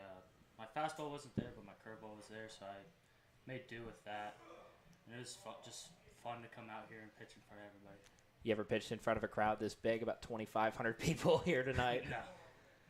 Yes, it was, and that's awesome to be able to do that. And, again, it obviously takes a lot of guts to be able to come in a situation. There's a lot of pressure. Just take me into your head. How do you manage that pressure on the mound? It's scary out there. My first warm-up pitches, I didn't know if I was going to hit the catcher or not.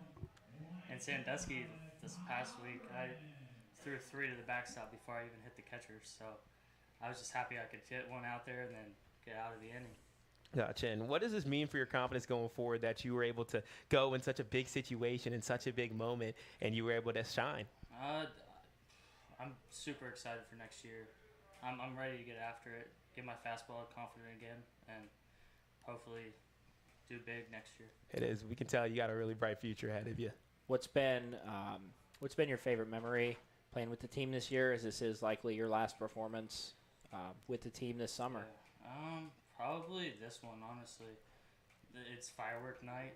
Super excited to pitch in front of everybody. Fun night ahead. So. Very nice. Well, Andrew, thanks for taking the time. Appreciate it. And best of luck next year at Edison. As well, just sit here and hang out. Fireworks going on. You can grab Sam whoever else is out there. I think Sam's out there. Time to face the music, as they say. A couple of hard-hitting journalists up here in the press box. But fireworks night just getting started here. There he is. Sam Maudsley looking good for the camera. I like it. I like it. Getting prepped up, Sam. There you go. Repping the logo. Disrespectful to put the Packers hat on. So. Of course, of course. Sam, you've already been with us here for a couple of broadcasts. Of course, the Cincinnati Steam game. You were right there in the tent with us the entire time. Well, I was hoping just not to hit someone. I was just trying to find the strikes on the first guy. I ended up getting ahead, and then I let a little blooper get past me, and I was kind of dazed because I just thrown the pitch, and I'm trying to turn around and catch the ball, and it just got to second base, and it was just a little blooper. He got on. I was like, okay, that's nothing. I'll just roll two. And I think did I strike the next guy out? I think you struck the next guy out. Guy after that got on, and then you struck the next two guys out to end it. Okay. Yes. I also wasn't worried about the guy at second going to third. I was honestly fine with that. Yeah. It's actually make it better. I kind of was okay with that just in general.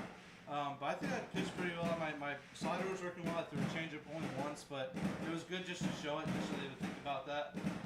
Fastball, my arm wasn't feeling amazing because I know I'm starting tomorrow.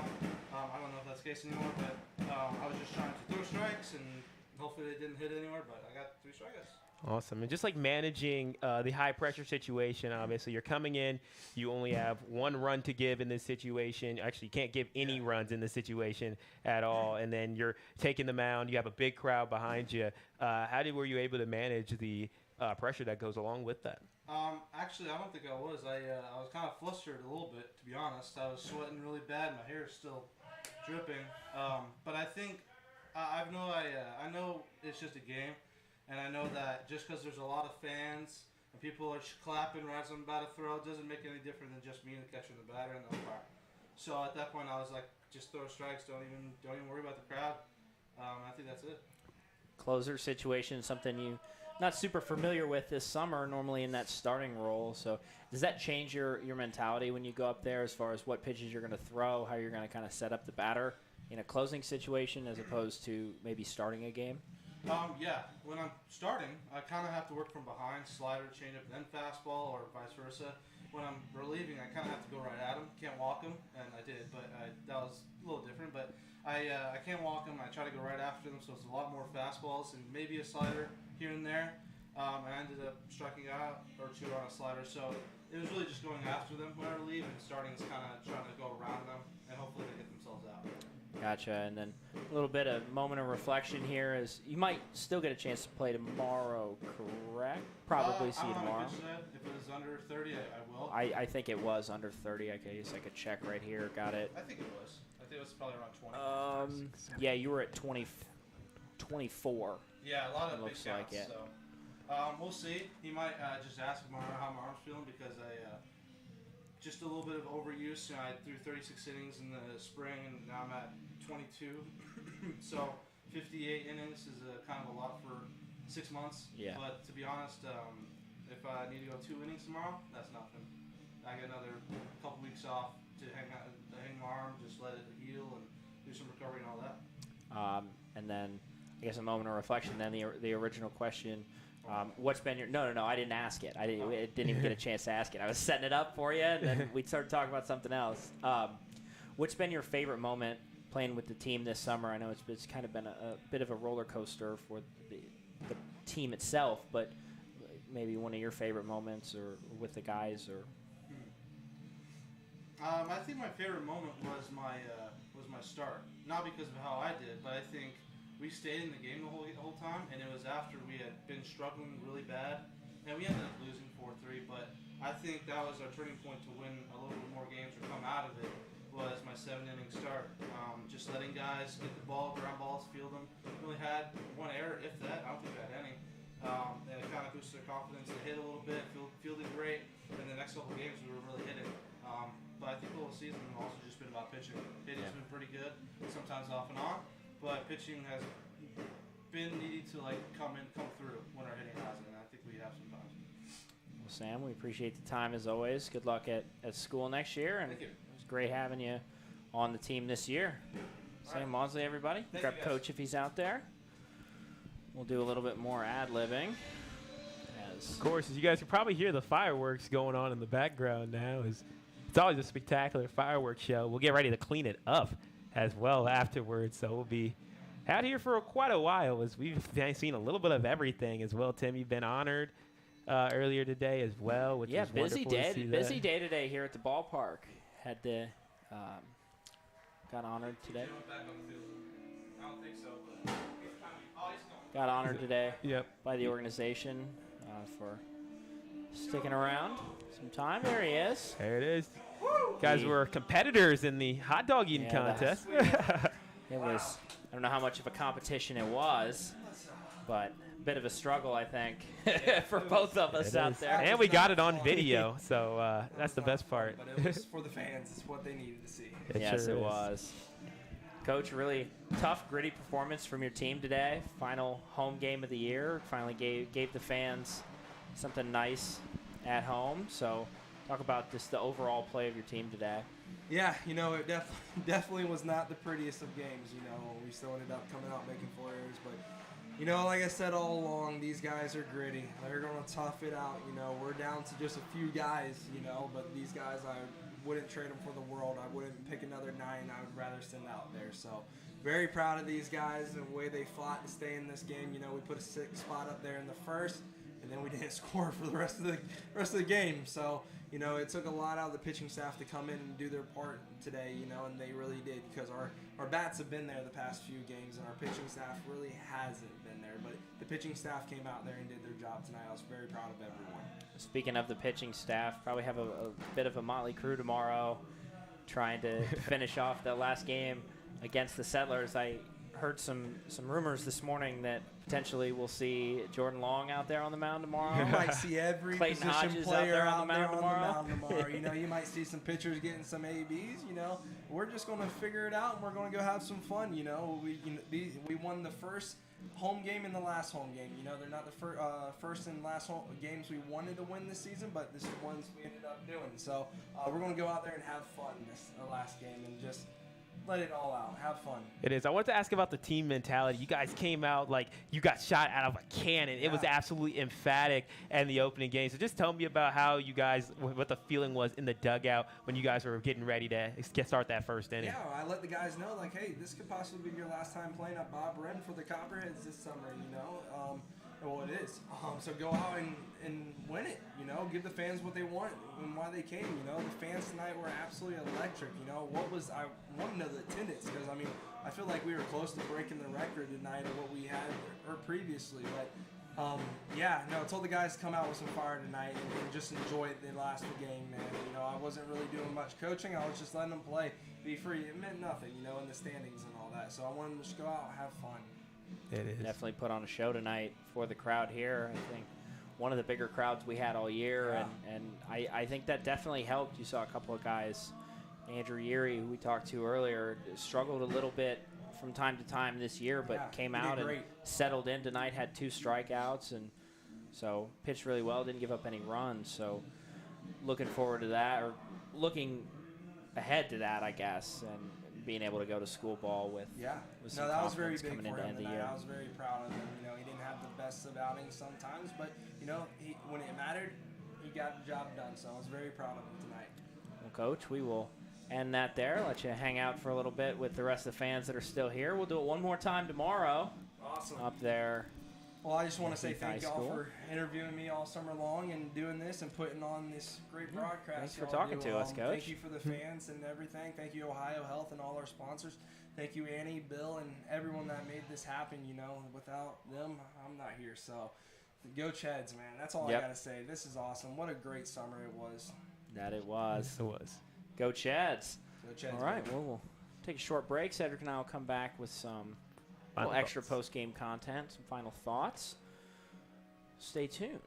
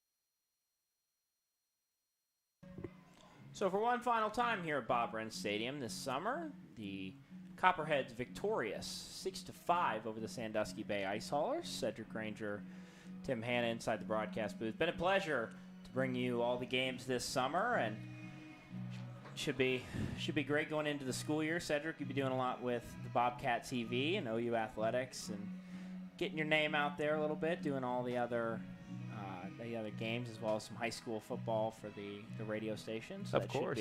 I'll be on the call for every Athens football game coming up. So, again, for all our Athens Bulldog fans, as opposed also all the other teams in the TVC as well that will be playing against Athens, and also Logan, who will also be playing against Athens this year. You guys can tune in to 970 WATH for that. But again, there'll be lots of opportunities with OU, but I'm more than thankful for the Copperheads to give me this opportunity to be able to talk about your guys' sons, talk about some of the players you guys love. The guys are superheroes in some cases as well.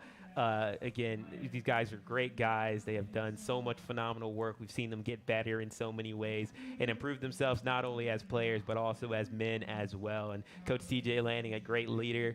And just being able to interact with all these guys, it's been a blessing, Yes, truly it a has. blessing, both a pleasure and an honor. And I'm glad we have one more game left. We're going to be playing against the Licking County Settlers, and we're going back out to Heath High School. The first time we went out there, we're sorry we weren't able to get a broadcast out there because there was no Wi-Fi. This time, we're coming prepared. We're going to have a Wi-Fi box there. We're going to get that call, as there's still going to be a lot of baseball that is going to be important in the GLSCL as a total, and the Copperheads are going to play a factor as the Licking County Settlers. They're going to be fighting for the #1 seed in the GLSCL. If they win, they are in. If they lose and the Cincinnati Steam win, then the Cincinnati Steam can take over and make that playoff spot with the Hamilton Joes. Speaking of the Joes, they'll be playing the Cincinnati Steam, so there's still a lot of action to go. Copperheads can play spoiler. I talked about the Copperheads being the snake in the grass for the Settlers. They have their opportunity right here, right now.